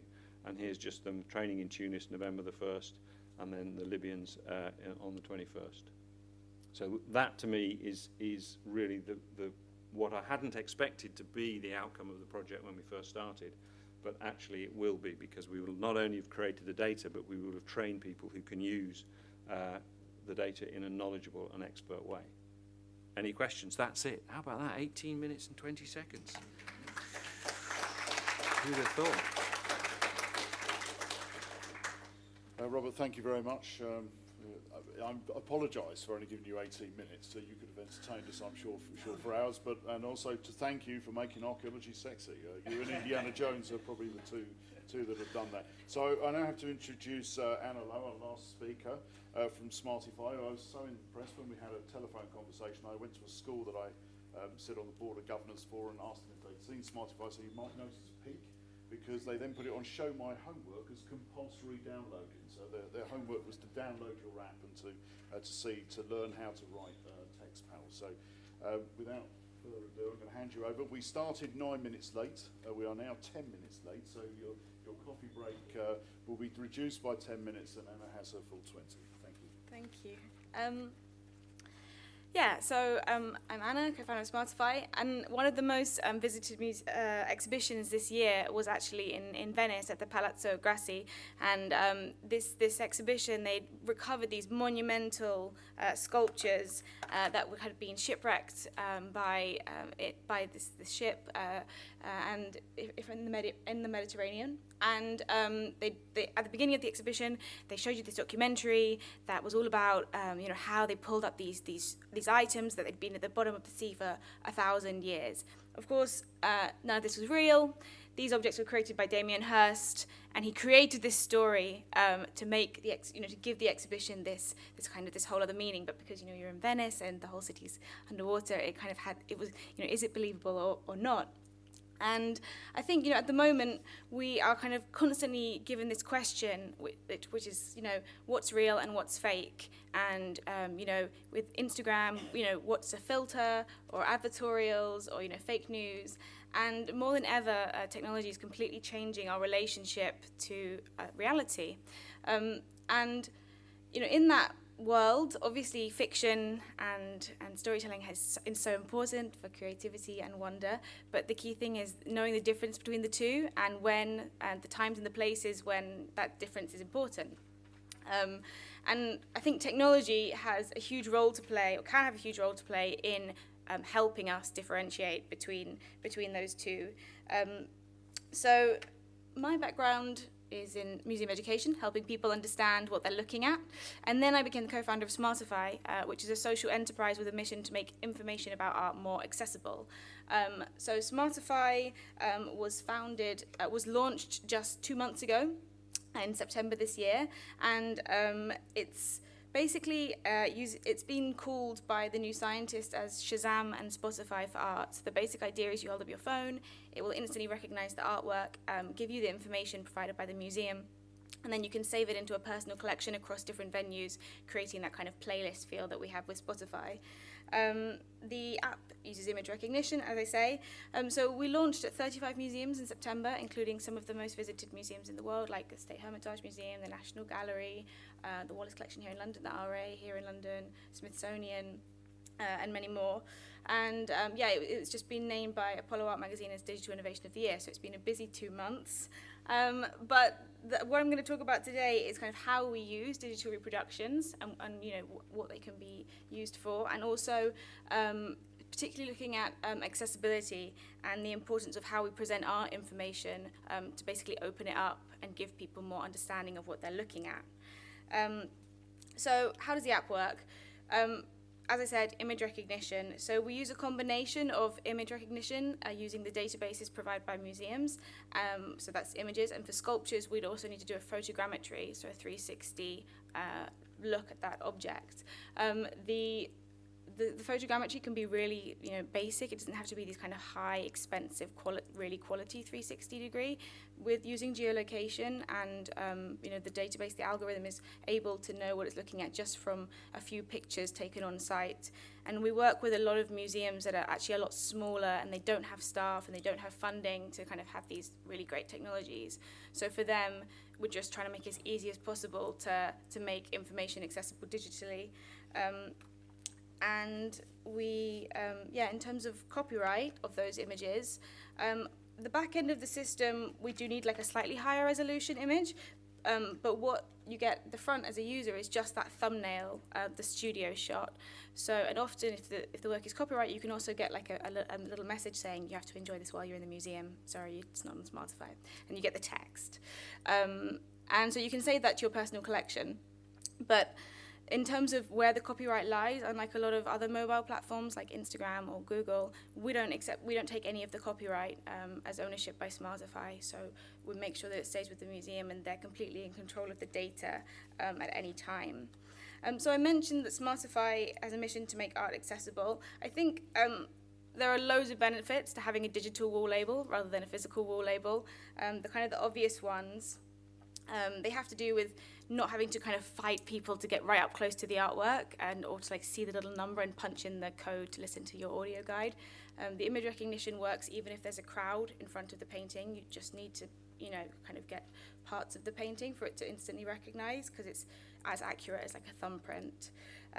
Also, with the physical labels, if you can see it's like a salon hang, you can just point your phone up rather than wondering which label is referring to which artwork. So in places that we work, like the Wallace collection, where it's all up the walls, it can be really helpful.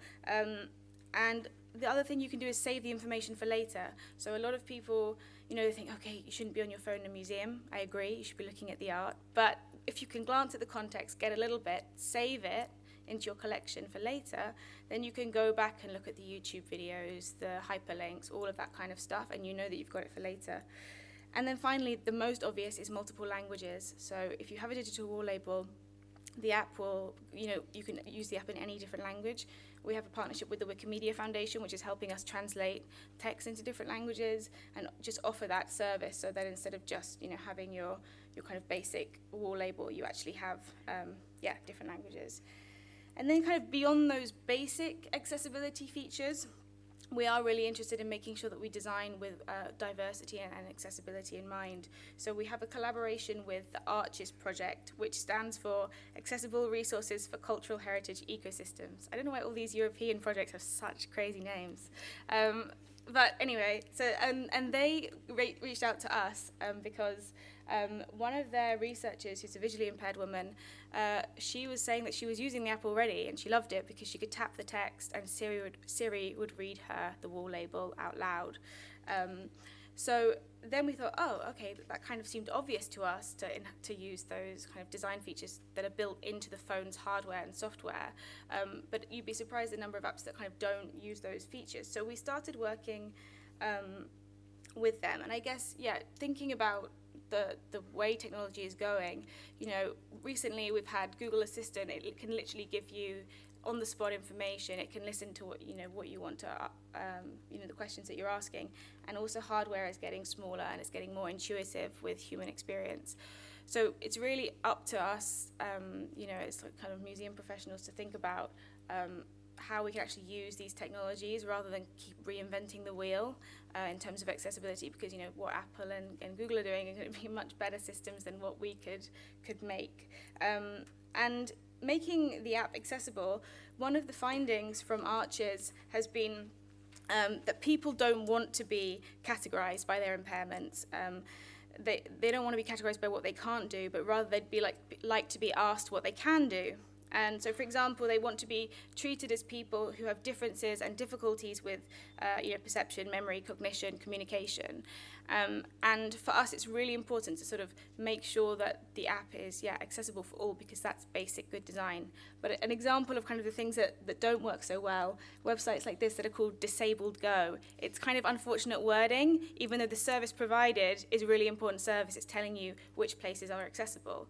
So, one of the things that we want to do is make sure, and I'll show you later, that the venue pages in our app are saying, not just is it open, what does it have a shop, but also, is it accessible for guide dogs, or things like, is the restaurant serving vegan and vegetarian food? Because these aren't issues that are only affecting people with disabilities, but actually everybody has requirements, and so that information should be more accessible.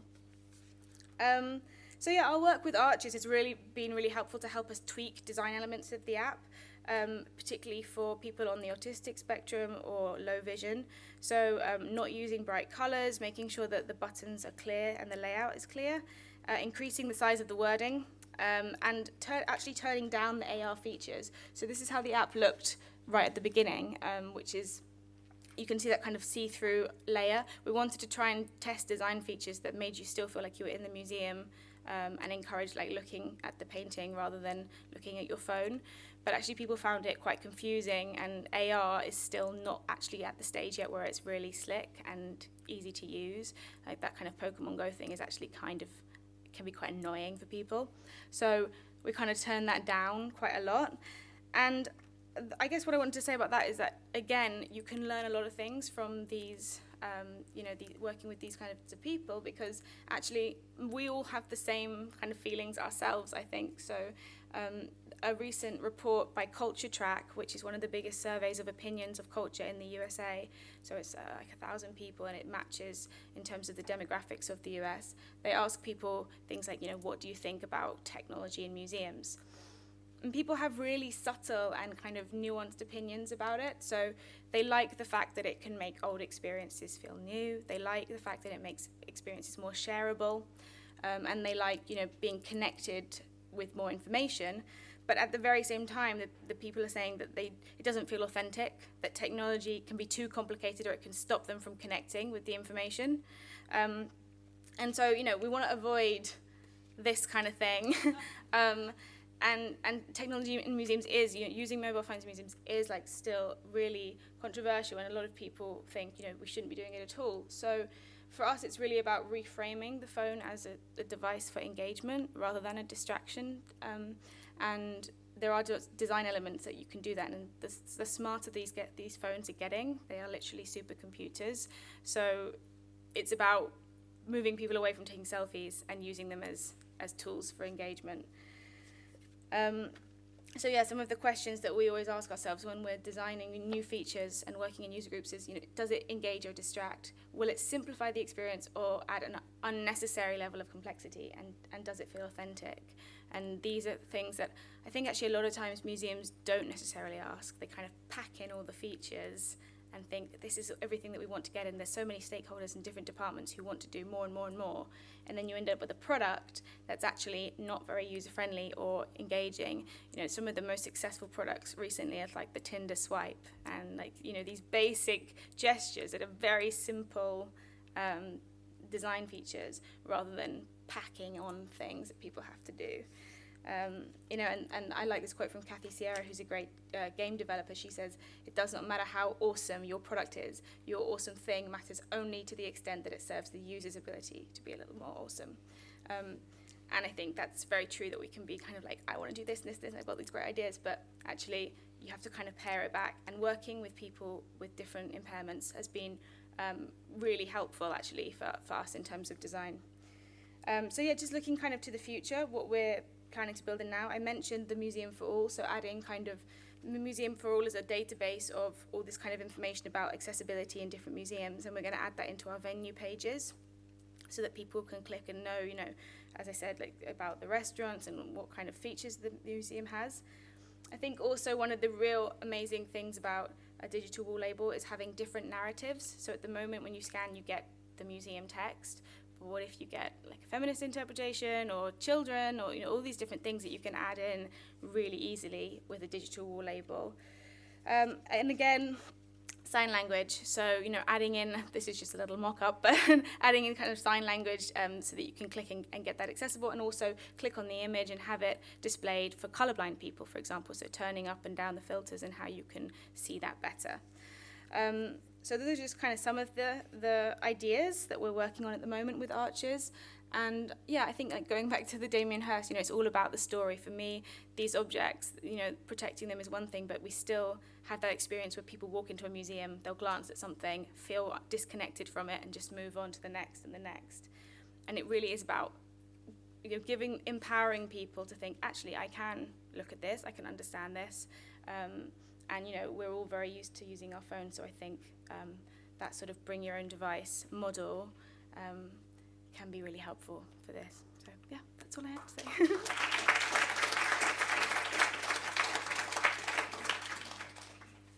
you very much. So we're going to have a 10-15 minute break now for coffee to give you lots of opportunities to think of great questions for our panel, for each other, and then we'll come back to this room. Thank you very much. So we've got until 1 o'clock, and as I said at the beginning, is this working? Yeah, I'm really keen that we get the questions from the floor. We engage you as well. We've got a huge amount of expertise and knowledge sitting to my right today, as well as the experts and the great presenters on my left-hand side. So I really want the questions to come from the floor, but I'm going to ask just a couple because I'm in this privileged position of being able to, so I can ask those questions. One I wanted to explore first of all was there's been some criticism, rightly, that museums don't always do what's needed, and sometimes we go off and do projects ourselves. And I wanted actually to allude to our project we ran a couple of years ago, which was looking at how we could inspire young people, teenagers in particular, to engage with our collections.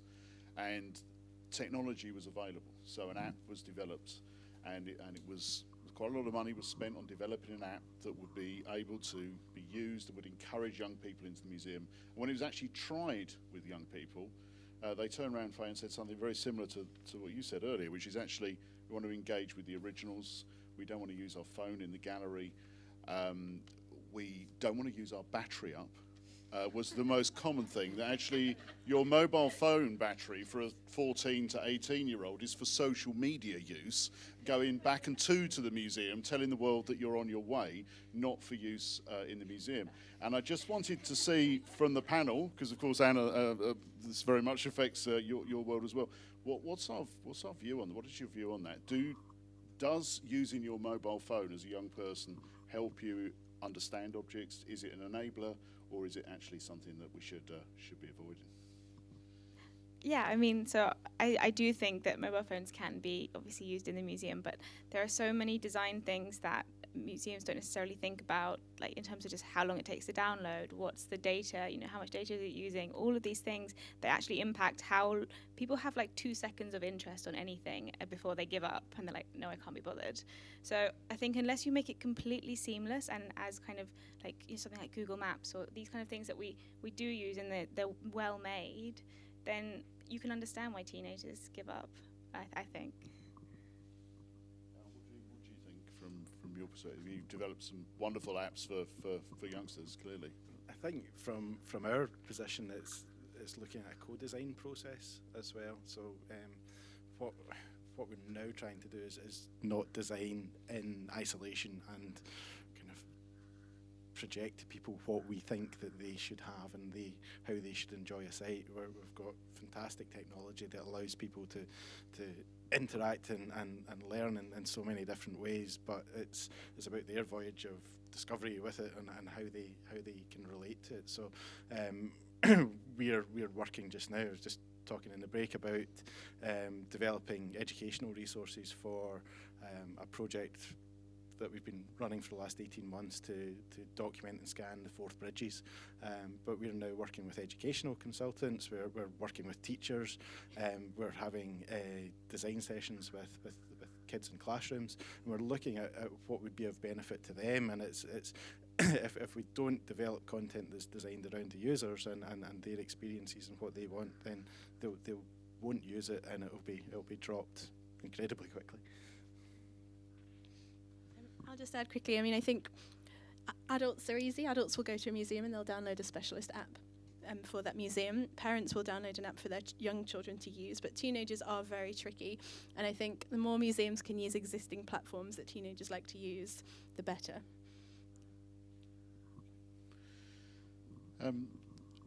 Thank you. I was going to. Another question is about you've clearly alluded to the fact that you work very closely with end users. You're obviously working closely with schools to design things that fit with the curriculum. It's now about the choice of objects as well. Do you go to the schools, to the user group, saying, well, we've got this object that we're scanning, that we want to understand how that's used, or do you allow them to be engaged in the process of selecting objects that would assist schools or other educationists? It's a little bit of both at the moment.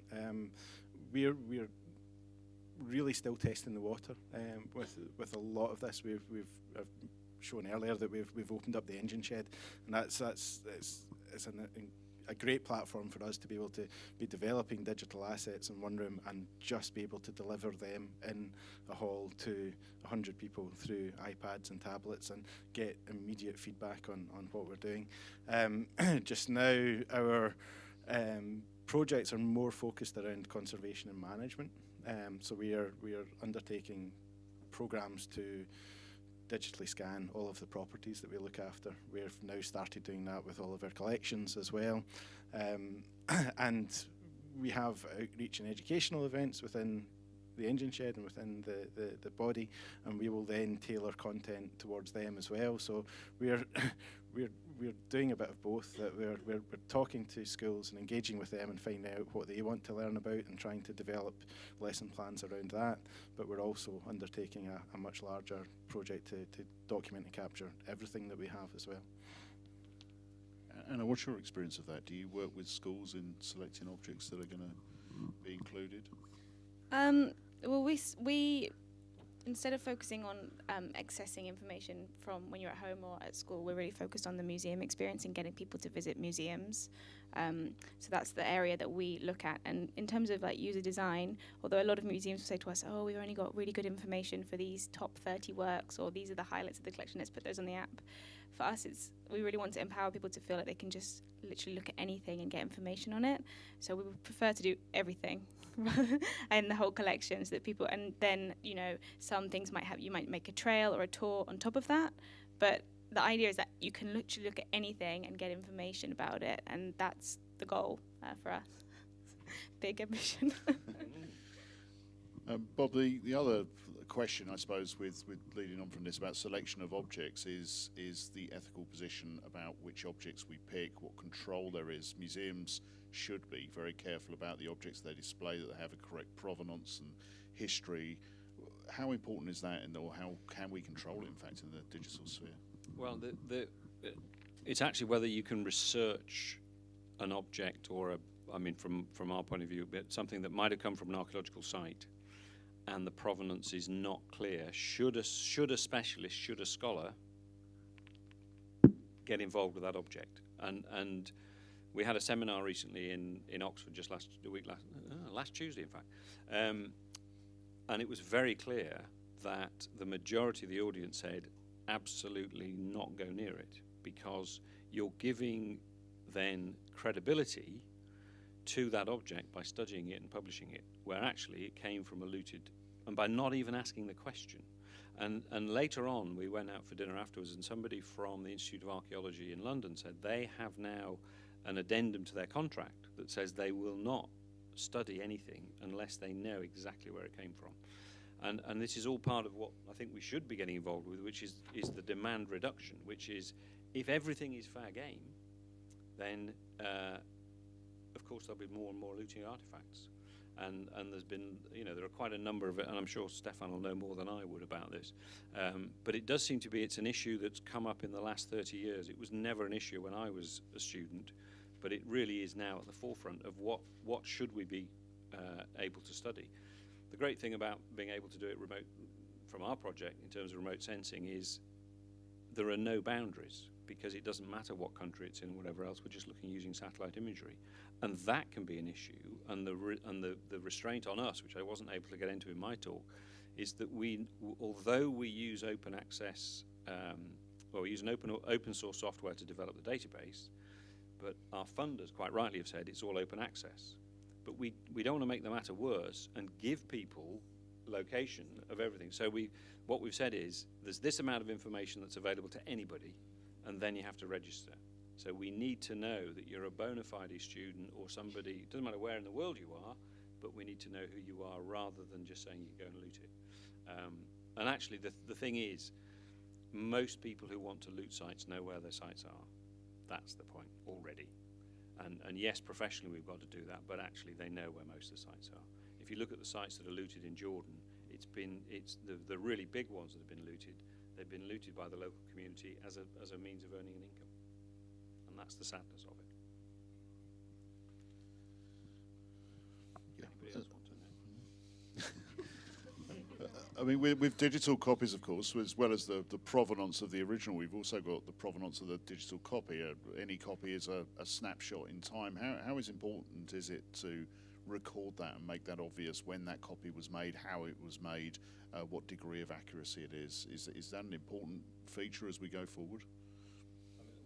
Al maybe wants to answer that better than that, but I absolutely. And the other thing apparently that's coming out in terms of the antiquities trade is that I don't know if it's the majority, but certainly a lot of the artifacts that are being sold are fakes, and therefore having responsibility of those things that are proper copies is really important.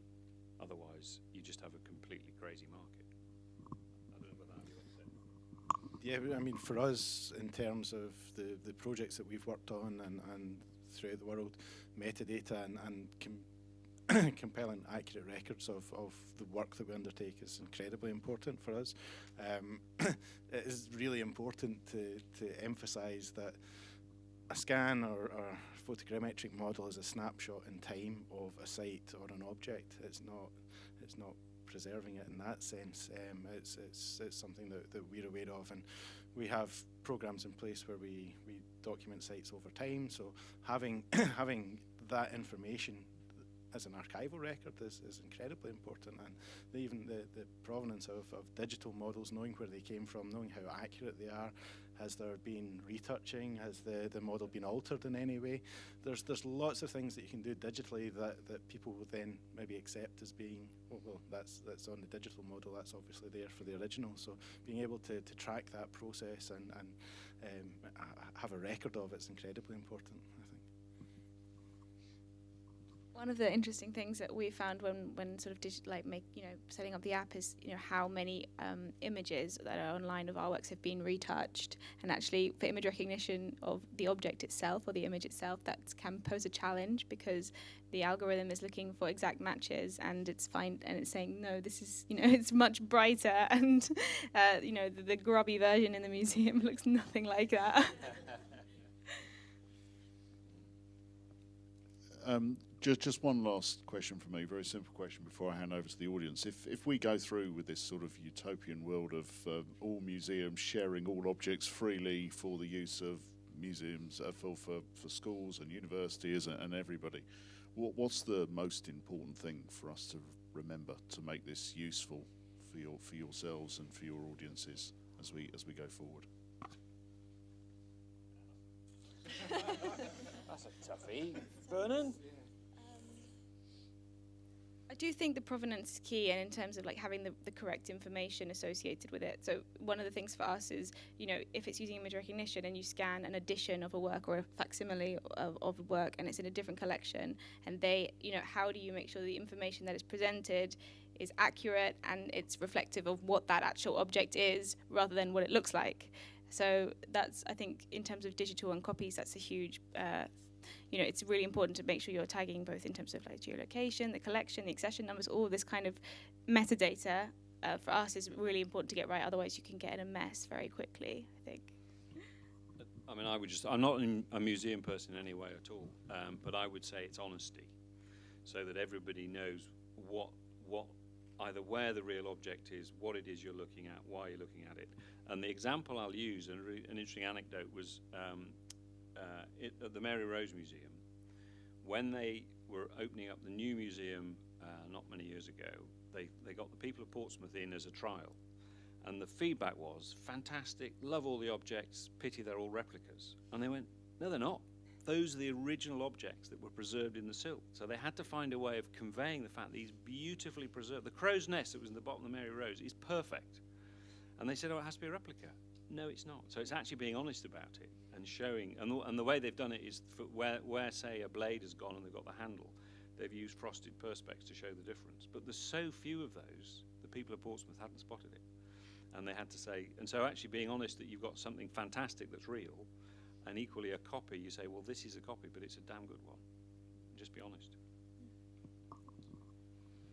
For me, as I said earlier, I think it's having a platform for teachers to use where they can access the objects, but also access interpretation, lesson ideas and resources that they can use as well.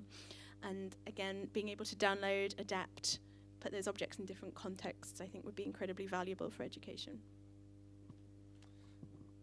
I don't have a huge amount to add to that. I think honesty is absolutely the key to that. One thing I'd maybe add then is looking at standards and quality within digital documentation and capture to ensure that you have accurate reproductions, that you have all the information that you could possibly capture from it. So looking at that side of things as a support mechanism for the others. Can I just add a warning? There was a Secretary of State, and I forget which one it was, for culture, who said, actually, we can record all these buildings digitally and then knock them down. Oh, no, you can't, madam. Fortunately, she didn't last very long.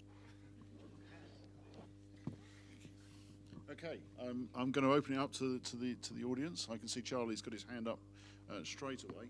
Laura, you're going to run around with the... Do you mind?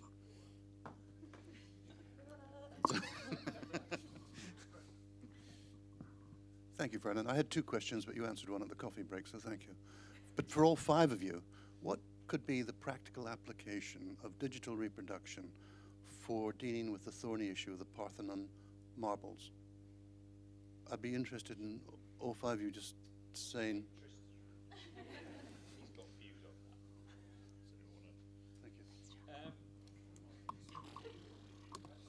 Yeah, exactly. Yeah. I take it that what you're saying is it's now got to the technology has got to the stage where actually you could have a perfectly good replica. I mean, my view is why not make an opportunity out of this, if you like, disaster, which is to try and see how and if you could get really, really good copies made either digitally or manually to recreate the craft of the people who did it, because these are beautiful objects, so that most of the time you wouldn't know whether you were looking at the original or not. There was a brilliant example years ago. There was an excavation on Jersey at a Paleolithic site called La Cote de Saint-Brelade. They found some really good bone, and the museum said, "Don't worry, Professor McBurney, we're going to put the copies, we're going to make perfect copies, put them in the display thing, and then the others will be put in the safe." And then he went and visited, and he could tell they put the originals in the thing, and the copies were in the safe, and the curator had got it wrong. So it might be possible. Now, that's not answering the question, which is, should we do it, and should they go back, which is really what I think you're asking. But I'm not going to answer that. I'll avoid the question as well, but I will say that our cast courts here are a celebration of copies that have existed since the 1870s. They're one of our most popular galleries. People walk in, quite a lot of people, despite our honesty, don't actually realise they're copies, but they enjoy them. But they were brought in to give people who couldn't travel around Europe the opportunity to see firsthand these copies. And so copies are good, they're of value, they have their own beauty and their own interest. And that is avoiding the question, because what I'm saying is that the copies can be created. Who should then keep the original and who should have the copy, I'm not going to comment on, unless Stefan would like to comment on it. Well, I probably have an easy job to comment because I'm coming from a different country. And I would like to give you one example from my home country, Germany, and from my students, and it ties back to what you are all saying about, involving the young people in this debate. You may have seen a debate about the Humboldt Forum in Berlin over the past half year about this new large building which is in the city center, replacing actually other former East German authentic buildings like the Palast der Republik. What my students say, for example, well, we are putting in the center of the city a copy of a Hohenzollern castle, which is not really authentic. Why wouldn't we want to make copies of our ethnological collection and put the copies in there too? That would be quite a good fit to the architecture, right? Why are we insisting on the originals and, sharing then the copies?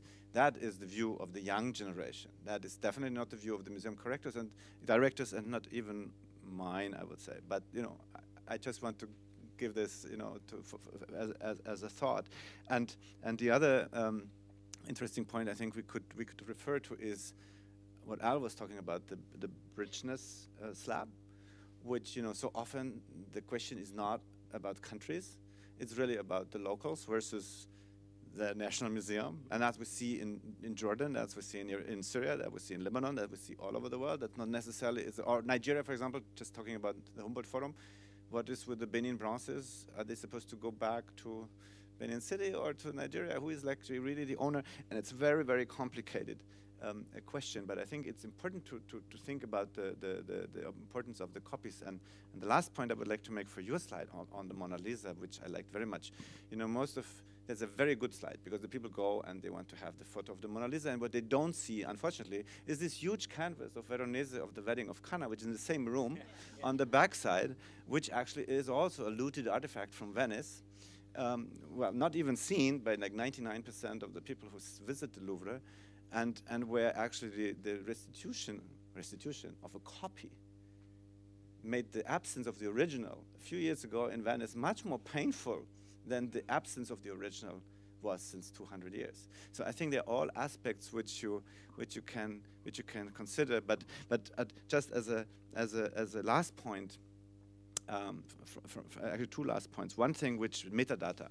I would like to encourage you to take a look at music.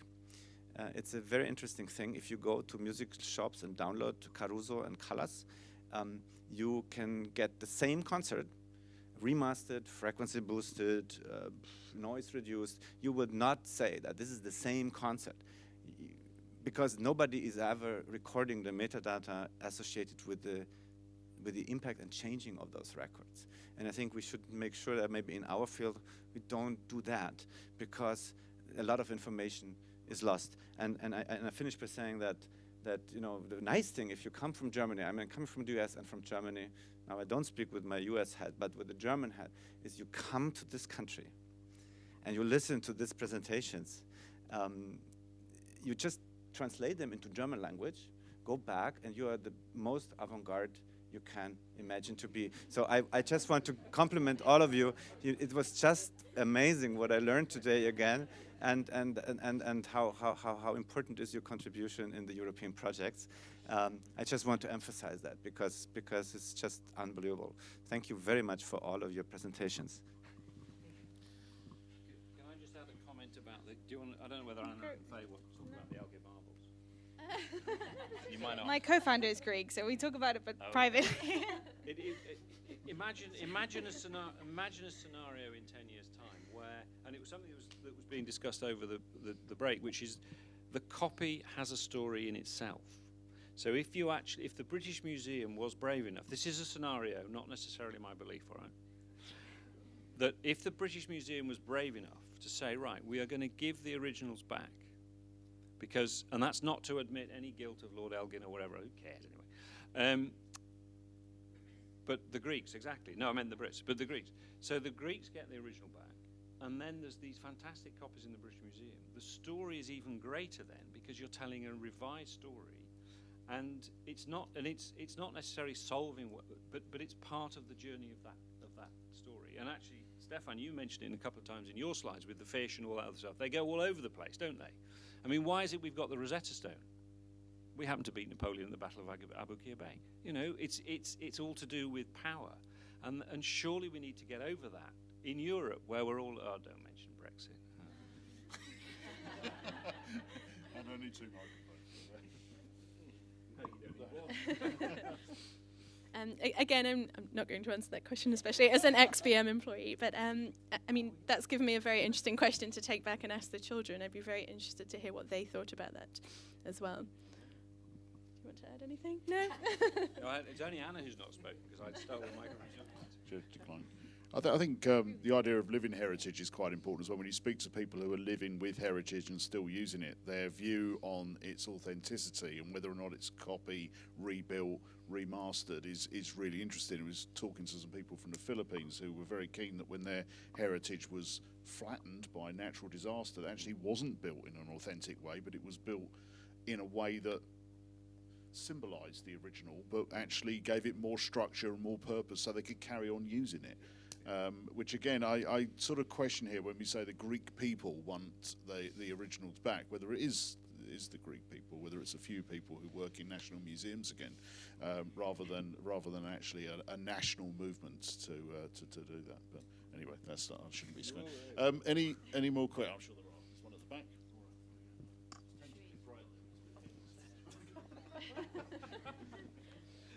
Hi, I'm doing my AMA with the Museums Association, and my topic is Heritage and the Threat. Faye, there's one suggestion. Try looking up Project Mosul for models, and try going onto forums, 3D forums, I belong to one of them, and a lot of them will do it for free for you. As accurate as possible. If you send them a picture, they'll do it. I can get you a copy of Crystal Palace if you want. Because somebody's done that. But, you know. One of the questions that when I did my research, I found a lot about VRs and AVs and all this. And you have third parties who are not with museums or working along museums or heritage sites, historical places. They create these historical sites in 3D, put it up as apps. And some of them are inaccurate in the fact that, oh, you've got a tree there that's not there, or a column that's not supposed to be there. What do you all think about it, and how do you all think that these companies can stop doing that? Because anybody just takes an app and, hey, that's the way it looked like, but it's not historically true. So it's a really, really good point, and that's what we find with a lot of the resources, is they're not historically accurate. I think if museums were brave enough to open up their objects and their resources for other developers to use, that could be extremely valuable. I mean, I know developers would appreciate that, but I think museums would get a lot out of that as well, because the objects, those locations, would be accurately represented. And it would be a big move, and there'd be lots to discuss in terms of licensing, whether that would be done for free, whether developers would have to pay for the content. But that's what I would really love to see. Yeah, just surrounding the development of non-sanctioned apps, maybe, or the 3D models. It's incredibly difficult to regulate that sort of work. You can't stop people from visiting sites, and we certainly can't stop them from taking photographs and generating photogrammetric models of sites and launching them on things like Sketchfab or as apps of themselves. But what we try to then do is educate the sector, educate people with the standards that we work to. We're releasing short guides on digital documentation that are free to access. There's the English Heritage guides as well for that. So we're trying to inform people to enable them to do things accurately and better, but we're also trying to work with the sector within Scotland, certainly, to enhance that and to bring it forward. We've had several sites in Orkney which have been captured by individuals using photogrammetry. They've been put on Sketchfab, but we're now kind of flipping that around and commissioning them to do work for us. So we're trying to work with the sector rather than against it. I don't think it's something that if you try and put up much resistance to, you'll get very far with, unfortunately. I think in terms of like third parties and working with museums, often it's done kind of out of love, like, you know, you just love this thing and you want to do a digital project, and I think it's fine. Sometimes it's done commercially because they see a gap in the market, right? I think museums are still not quite there in terms of like digital interpretation and things, and so they see there is an opportunity to make something. But I think for us, it was just really important, you know, at the beginning when we first started, you know, we want to make this like Shazam for art thing, it's going to be great. You can go two ways. You can either scrape a load of databases like Europeana and jump it all on an app and launch it, but we decided to register as a social enterprise and spend 2 years working with museums, building partnerships, putting service agreements in place. And I think like that has served, you know, it takes a lot longer because working with museums is really, really slow. I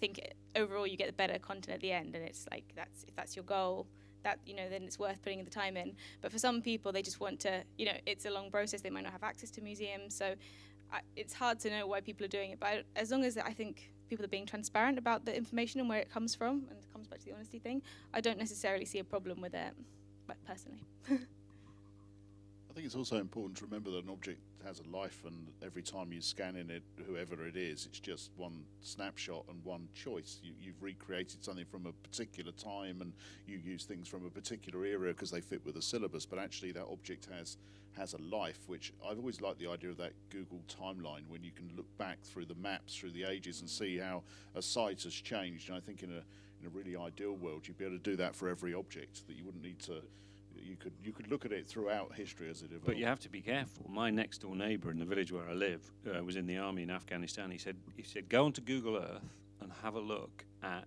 the Camp Bastion. It doesn't exist on Google Earth. They have smoothed it out, so you can't see it on the modern Google Earth. If you go back and use the historical imagery, you get it. But if you know the latitude and longitude of Camp Bastion, or look it up, and therefore that's what I mean about honesty. You know, Google are not pointing out it's not there. They've just brushed it out.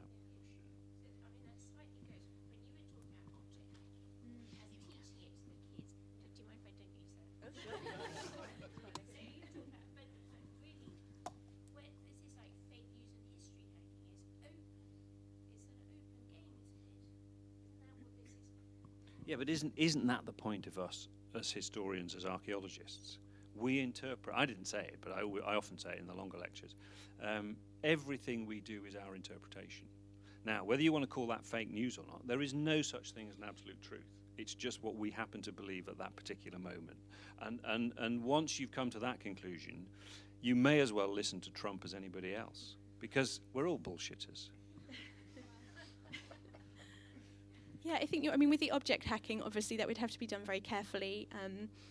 We teach children a lot about authenticity of information online, whether that's looking at objects, whether it's looking at research information. We cover that a lot, so that would have to be a very important part of that teaching if we were going to do object hacking. There's a difference between information, factual information, journalism, and creativity, art, fiction. And I think that's why I wanted to put that Damien Hirst piece up there, because he's not trying to make a shipwreck. He's not trying to pretend that it's a game, and so you wouldn't want and children hacking objects and creating, and that's amazing, and that's creativity. But yeah, obviously in a kind of more in museum sense, you obviously want to make sure that you know what you're looking at, and so yeah. From a scholarly point of view, one of the concerns is that you throw out the original. And I was years and years ago, I was on excavation in Iraq, and we found all these little bowls, and they're basically the rice bowl or whatever the daily portion was, and then they were thrown away. So as archaeologists, we come along 3,000 years later and found loads of them, a pain in the neck. So they were recorded, photographed, and then dumped back in a big hole. And you think, what about the fact that actually in another 10 years, another 20 years, there'll be a technique developed to understand more about those objects and what they contain. And they're in a canal ditch in southern Iraq. And you think, and yet museums are full of crap in the stores that no one will ever look at. And it's a real dilemma. It is a real dilemma as to what you do about it. I mean, maybe the thing to do is rebury them, but actually mark where you've reburied it so that you could go back and take them out again. But it is a real problem. And the worry then is that that part of the theme running through this is that if you've made a digital copy, somehow that replaces the original.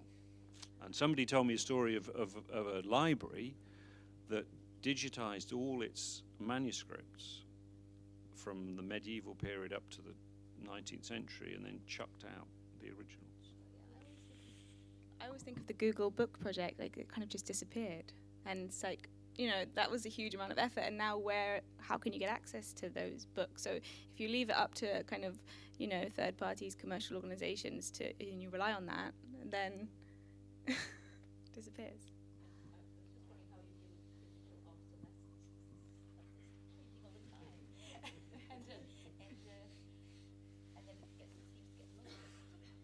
Isn't that what that exhibition that Brendan Corbier dealt with?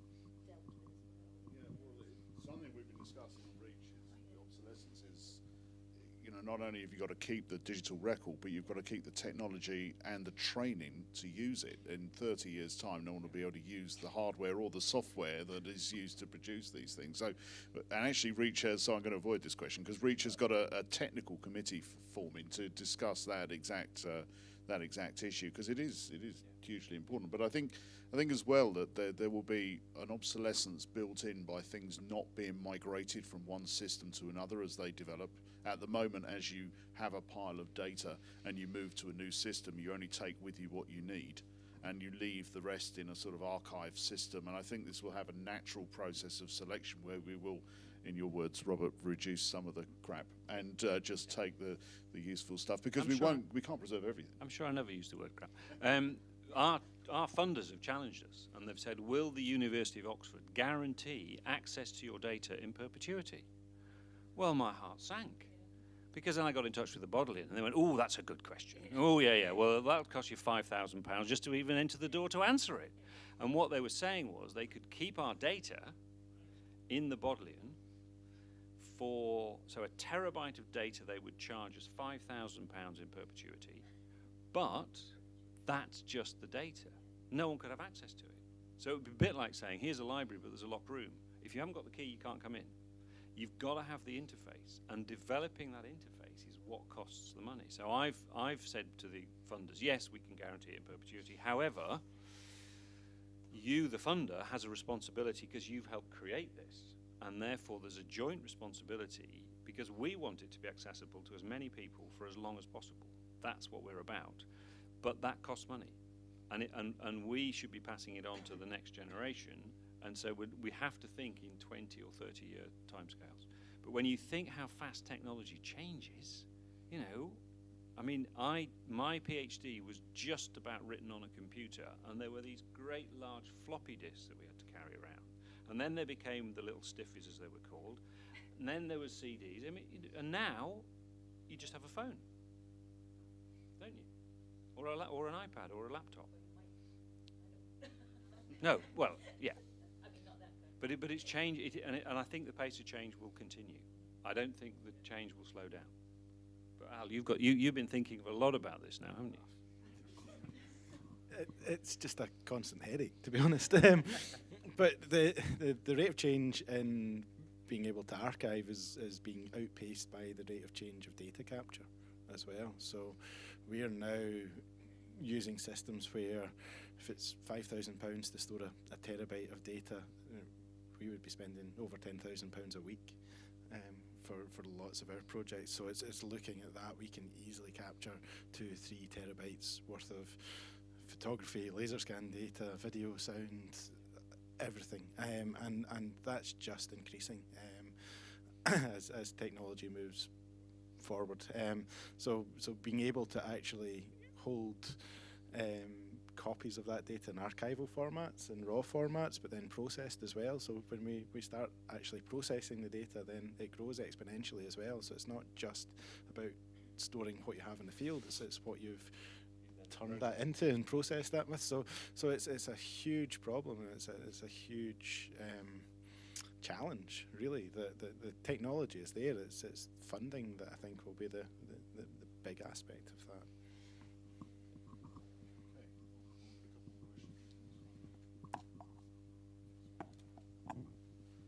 Thank you. I'm a Syrian architect. I work in Arup in London and a PhD in Bath University. So question is, how could your research and projects be applicable to Syrian context on the ground, so for Syrians inside Syria? And the second one is, how could museums help the Syrian diaspora, including researchers, artists, to empower themselves and to tell their stories? I feel in many times we're turning into a sexy research project, but not always involved in these projects. Thank you very much.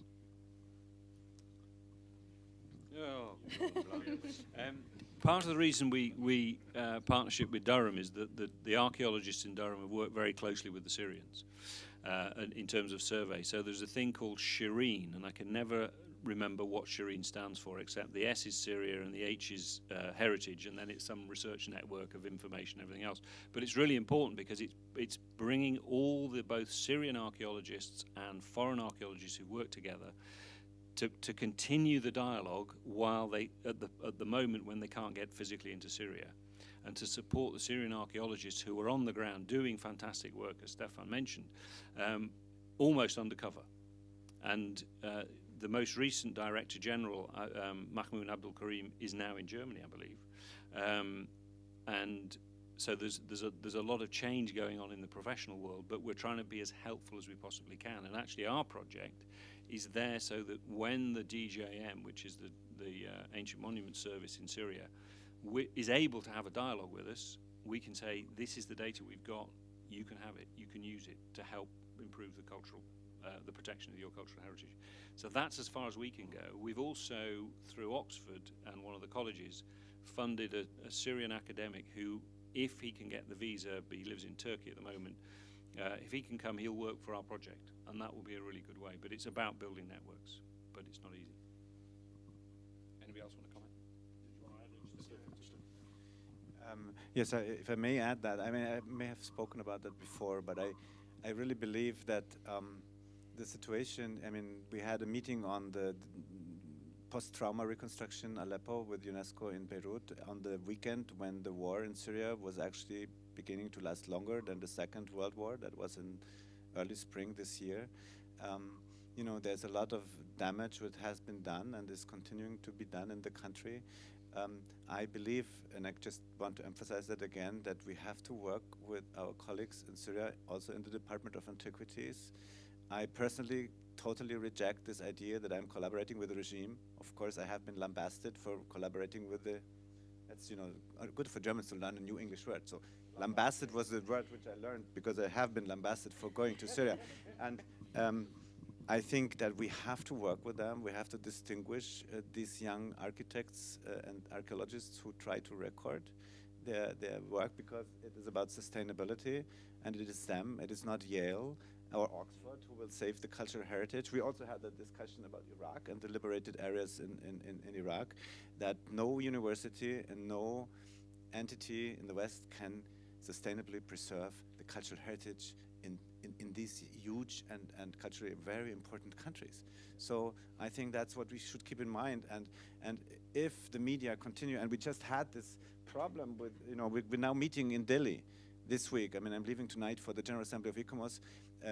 The Getty was supporting scholarships for young professionals with $80,000. They were revoking the grant because there was one 27-year-old Syrian architect on the list for the scholarship, because they said, you are working with the regime. I think that's the wrong way. Can I just add something? Yeah.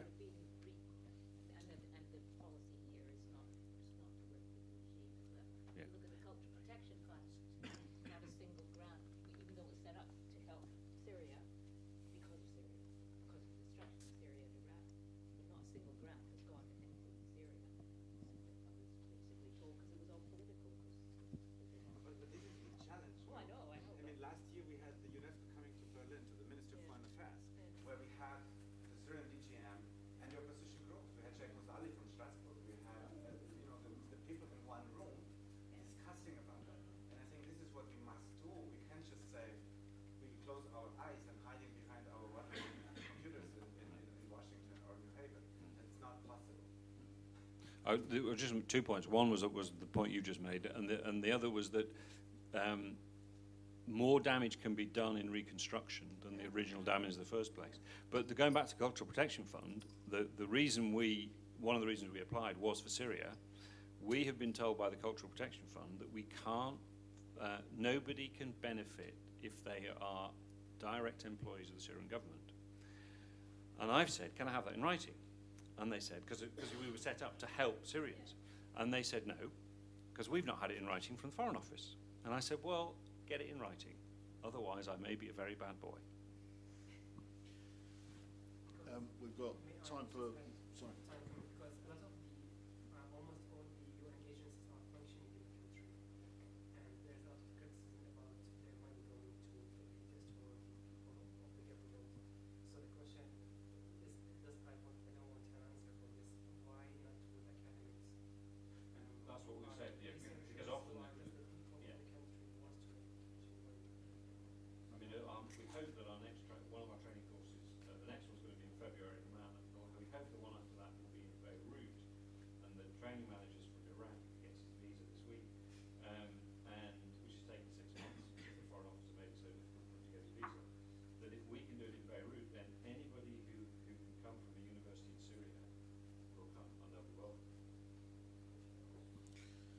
Thank you. We've got time for just one last question, if you will, and it's from the lady there. Hi, I'm Hannah. I work at Spectrum Heritage. and I'm designing a virtual reality app at the moment. I suppose I had a question for Faye, really, about her virtual reality for her kids at her school. Well, basically what I have a problem with my virtual reality app is that people are having very strange sort of emotional reactions to the art. And so I was kind of interested in your example of when people were graffitiing on Greece. Could you expand on what you mean by emotional reactions to the art? Well, people were sort of seeing it as quite an abstract concept rather than it being really immersive. And so I was sort of curious to know how the kids reacted when they put graffiti on Greece. So it's a really interesting question. I mean, those children had already used the Google Tilt Brush app before, so they were familiar with it. When you put children on those sort of tools for the first time, they do have a very similar reaction. You have to also be quite careful with what age group you use that with. And we're quite careful with our younger children, who I would love to be able to use the HTC Vive with reception, for example, but the experience for them is just so overwhelming that we do have to be very careful. But it is becoming more commonplace now. I think the initial reaction is probably similar, but as they're using it more and more, it's becoming less so. With the VR apps for mobile, I think that's quite different. It's a lot less immersive, a lot less overwhelming, and the children have more control over it too. So if the experience is overwhelming, they can very easily stop and they can take the headset off, whereas the Vive is quite different. More just a thought, but in terms of the art being created in virtual reality, contemporary artists, something about the medium, I think, encourages kind of a sort of dark, slightly, I don't know what it is, but I've not seen any kind of joyful virtual reality art by contemporary artists. Maybe I haven't seen enough, but I don't know if it's something about the medium that encourages kind of, you're in this kind of new world and anything can happen, but anyway, it's kind of, it's interesting to see how it develops as we get more used to it. You're right, a lot of the experiences are very adult. A lot of the content that's out there we can't use because it's rated PEGI 15, PEGI 18. So we're very limited in what we can actually use with the children. Okay, it's 1 o'clock. I'm a bit of a stickler for time, so we're going to draw matters to conclusion. We do have a series of lectures that Laura organises, and they're advertised on our Culture in Crisis website. There is one interesting one coming up on the 3D scanning of the Robin Hood estate. Well, it is going to, yes. Oh, whoops, sorry. But yes, we'll look at the website for the official title of that one, but it'll be a very interesting debate about the subject we were looking at earlier about 3D copying and whether that releases for the removal of the original. So we will, I'm sure, be exploring that there, and a whole series of other lectures. So let me please thank our speakers and panelists once again for excellent presentations and for answering those questions. So Al, Faye, Bob and Anna, thank you very much for coming today, and thank you all for giving up your time and joining us this morning. So please welcome, join me.